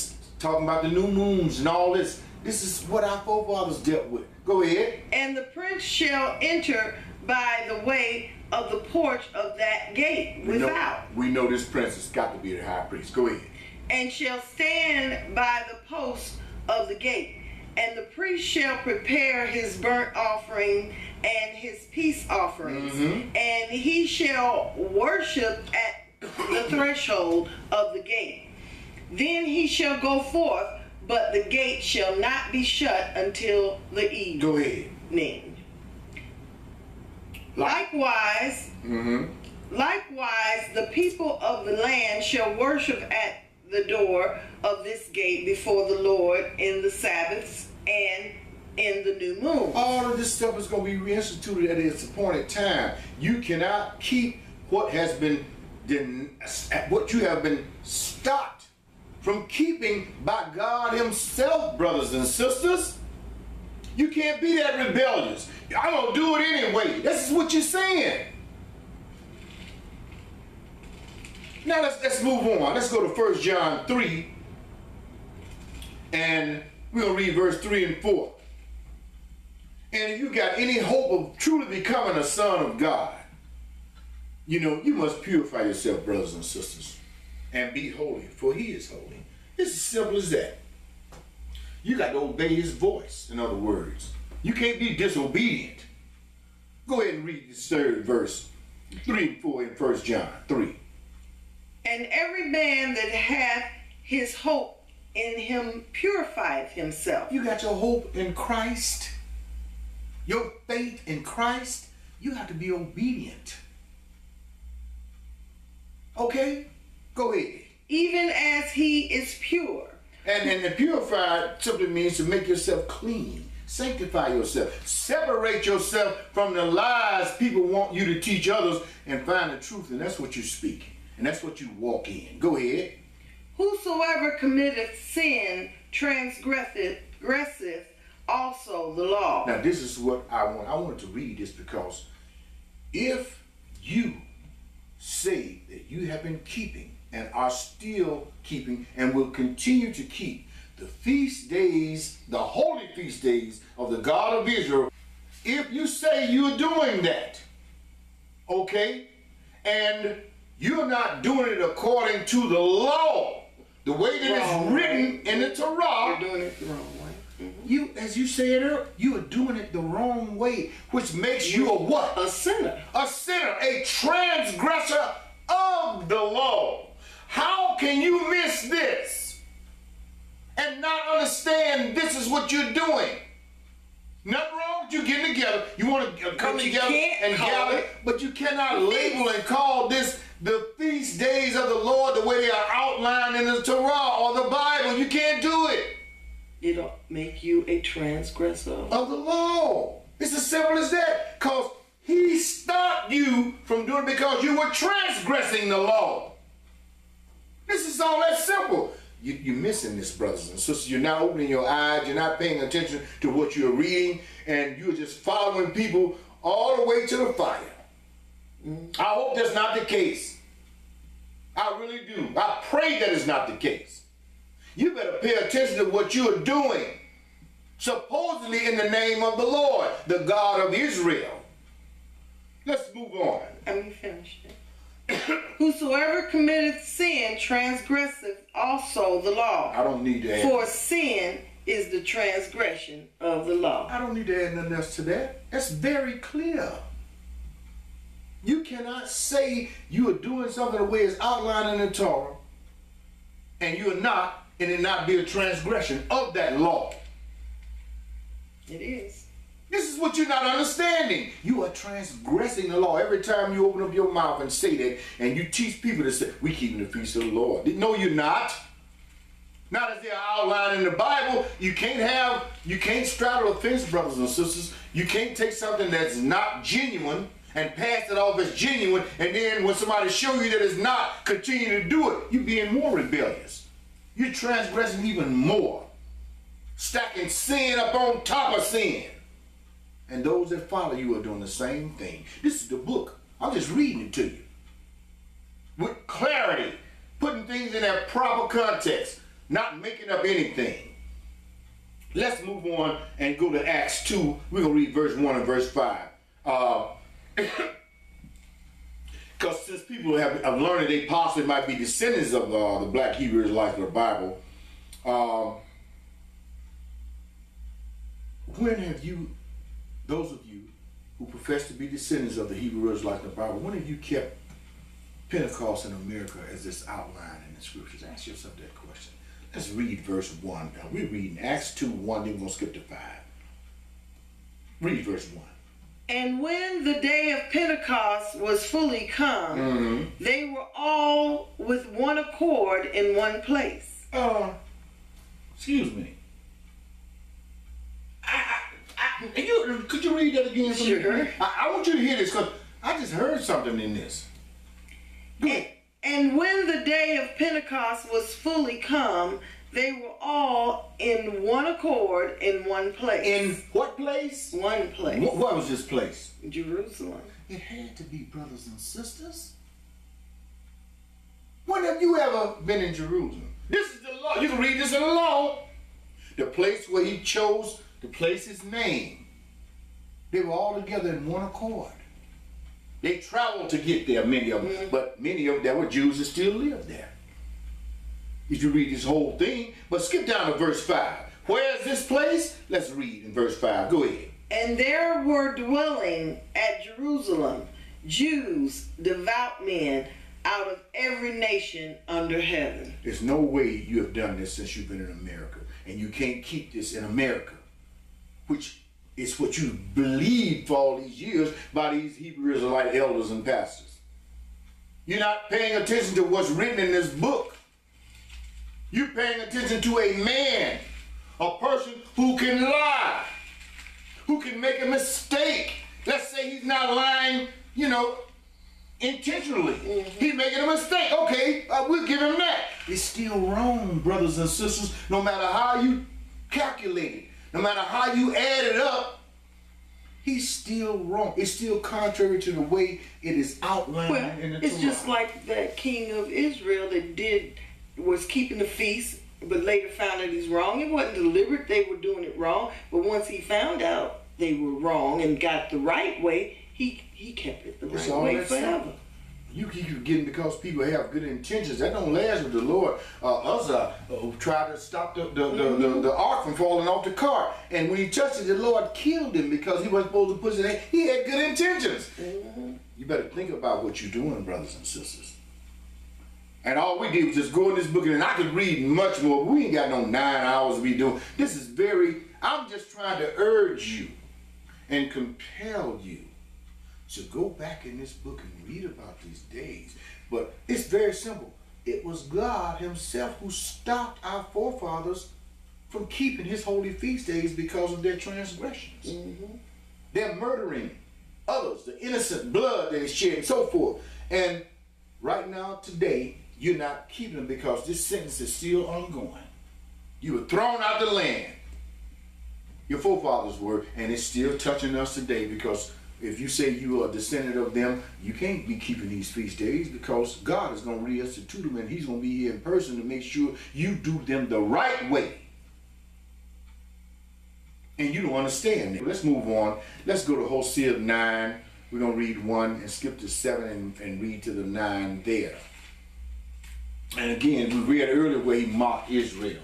Let's see if he continues, because he gave you this stuff. And they were acting like it was them. They did this on their own. So when God takes you down from the position that he gave you, he mocks you. And so you can know that he's the one with the power that put you in these positions and gave you this power and authority, and your land grew all this good food and so forth, and your crops were always great and so on. And when you went into wars, you always won because he was with you and so forth. He did this. And he also took them down. He took this away from Israel. So read verse 1. He's going to tell Israel not to do something that they used to do. Look what he says here. Rejoice not, O Israel, for joy as other people. Why not? Go ahead. For thou hast gone a whoring from thy God. That's why. You've gone a whoring, okay, away from God's righteousness after other gods that are not God's, and other ways that are not his righteous ways. Go ahead. Thou hast loved a reward upon every corn floor. A bribe. That's what the reward is. Look it up. You could be bribed. The priests teach for hire. And so we'll read that. Israel was corrupt. This is why you're not in the land. This is why you can't keep his holy feast days, because you are unholy. And you think you can do it today. Skip to verse 7. We're going to read 7 and 9. The days of visitation are come. They were up on our forefathers. Go ahead. The days of recompense are come. Up on our forefathers. Israel shall know it. The prophet is a fool. If he was a fool back then, what is he today? Go ahead. The spiritual man is mad. The preacher, the pastor, the supposed teachers of the law and so forth. He's what? Mad. Meaning crazy or stupid. Go ahead. For the multitude of thine iniquity and the great hatred. And the great hatred. You hated God's righteousness, his righteous ways, his holiness, and all of that. You had to, or else you wouldn't have rebelled against him. Go ahead.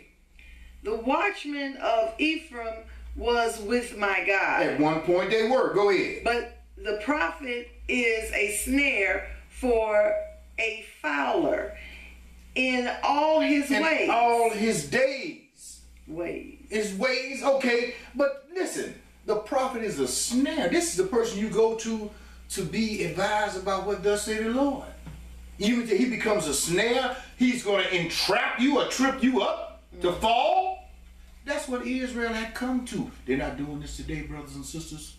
Wake up, open your eyes, listen to what people are saying, and trying to attach to the scriptures, you'll be surprised when you start examining some of this stuff. Go ahead, it comes out of their mouths.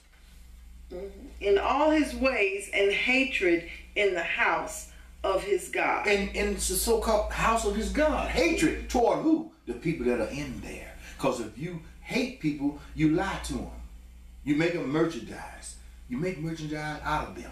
You use them. Go ahead.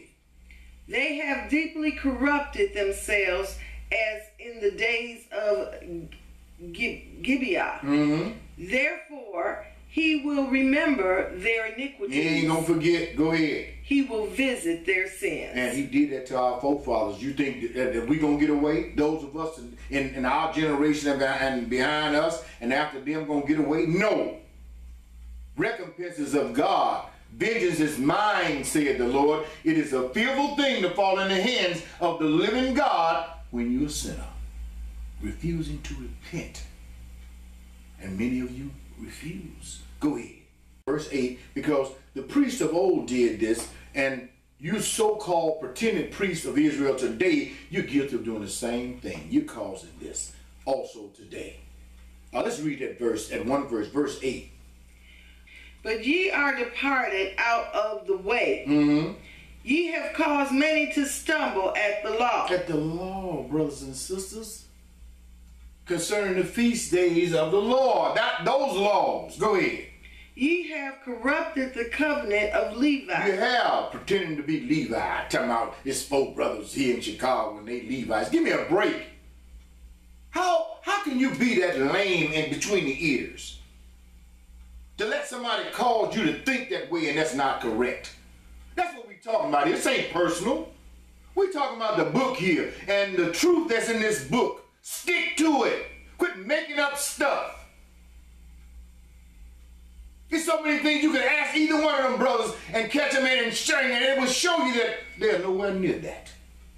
But he's talking about, he said, but you have departed out of the way and you have caused many to stumble at the law concerning these feast days. That's what this lesson is about. Go ahead. And you have corrupted the covenant of Levi, who was the priest. Go ahead. Saith the Lord of hosts. Who said this? The Lord. It's not me, I'm just reading it. Let's go to 1 Peter and read something else. You have forgotten certain things in this book, brothers and sisters. You have forgotten this, what we're about to read. And you best take heed to it. That's why I'm reading it. When you get to 1 Peter 4 and 17, one verse, we're going to read that one verse and see what it says. For the time is come that judgment must begin at the house of God. You have forgotten this. You really have. Or you don't believe in God and you have no fear of God. Because if you understood this the way I do and others who fear the Lord, you will take heed to this. Judgment starts with you if you say you Israel. All right? And you're always talking about that's who you are. So where you think judgment begins? And you ain't doing what you're supposed to be doing. You telling people they can do something that God stopped them from doing. And you just continuing on doing this instead of telling them to, hey, look, we can't keep these feast days the way they are outlined in the Torah and in the law. But you know what? We can have a gathering and just pay homage to the Lord for giving us these beautiful feast days and so forth, and come together in fellowship. But we can't say that they're the feast of the Lord, right? Because you can't keep them the way they outline in the Torah. That's simple, and you refuse to do that. That would be the truth. Keep reading.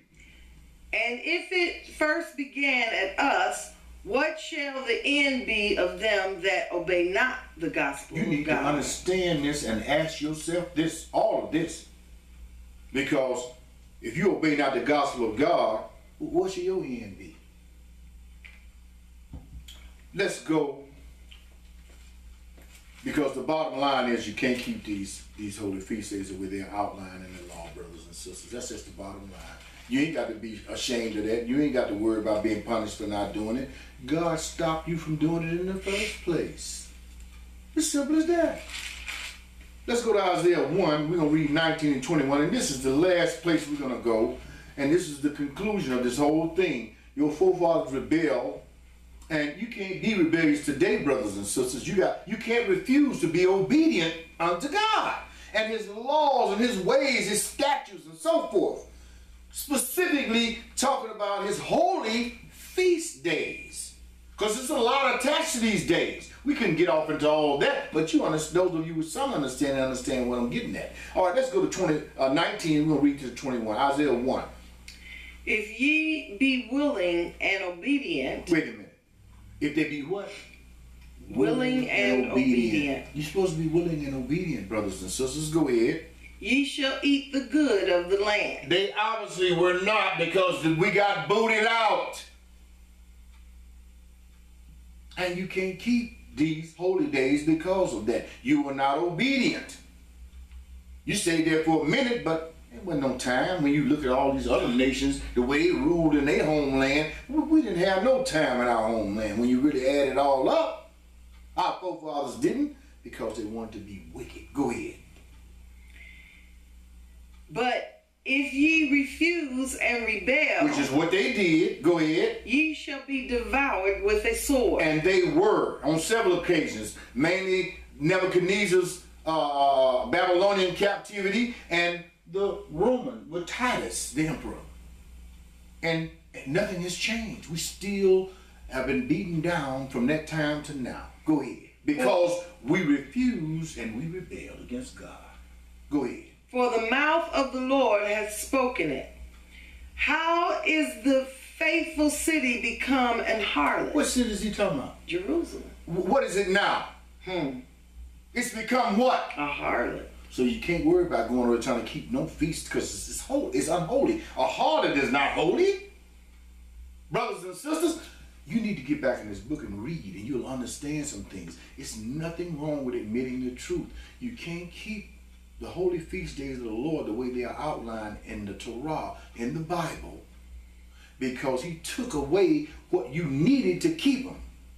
And without these things, they cannot be kept. However, if you choose to remember these feast days, around the time that they come up, you can come, have a gathering and come together and thank the Lord for blessing you and what you have, but you can't call it or label it the feast of the Lord. You better remember that. Because that's not good teaching, that's bad teaching. And we could show you much more. There's no need to do that. No need to summarize this lesson, go over it. Go over it. You can even add to it yourselves. Get in this book so that you can understand. Don't teach people the wrong thing. Teach them what's right according to what God has written in the Torah. And anyway, continue. It was full of judgment. Righteousness was lodged in it. But now murderers. That's what we've been trying to tell you all along. Jerusalem is full of murderers, brothers and sisters. So if you can't keep the feasts where you're commanded to keep them, you certainly can't keep them in a foreign land, because Israel never kept any high days away from their homeland. Never. And you can't either. But you've been saying all these years that you have. This is contrary to the book. So what you going to do? You're going to start teaching what's right and saying what's right, or what? What are you going to do? You got to make up your mind. And it tells us here, how is the faithful city, Jerusalem, become a harlot? And you had that other part in there. Read that again. Just quickly. It was full of judgment. It was. Righteousness lodged in it. At one time it did. But now murderers. But now murderers, brothers and sisters. She had to read. Physical and spiritual. It's all that simple. And I'm glad you said that. You might not be literally murdering anybody, but you're killing them spiritually, because when you tell people untruths, you're killing them. And you got blood on your hands. And you're going to have to be recompensed for this. But it's still time. You're alive. You got breath in your body. You can stop this and just tell people the truth. Nothing wrong with that. Nothing at all. So Teresa and I thank you for fellowshipping with us and going through this class with us. And we hope that you learned something. And until next time, we wish you Godspeed.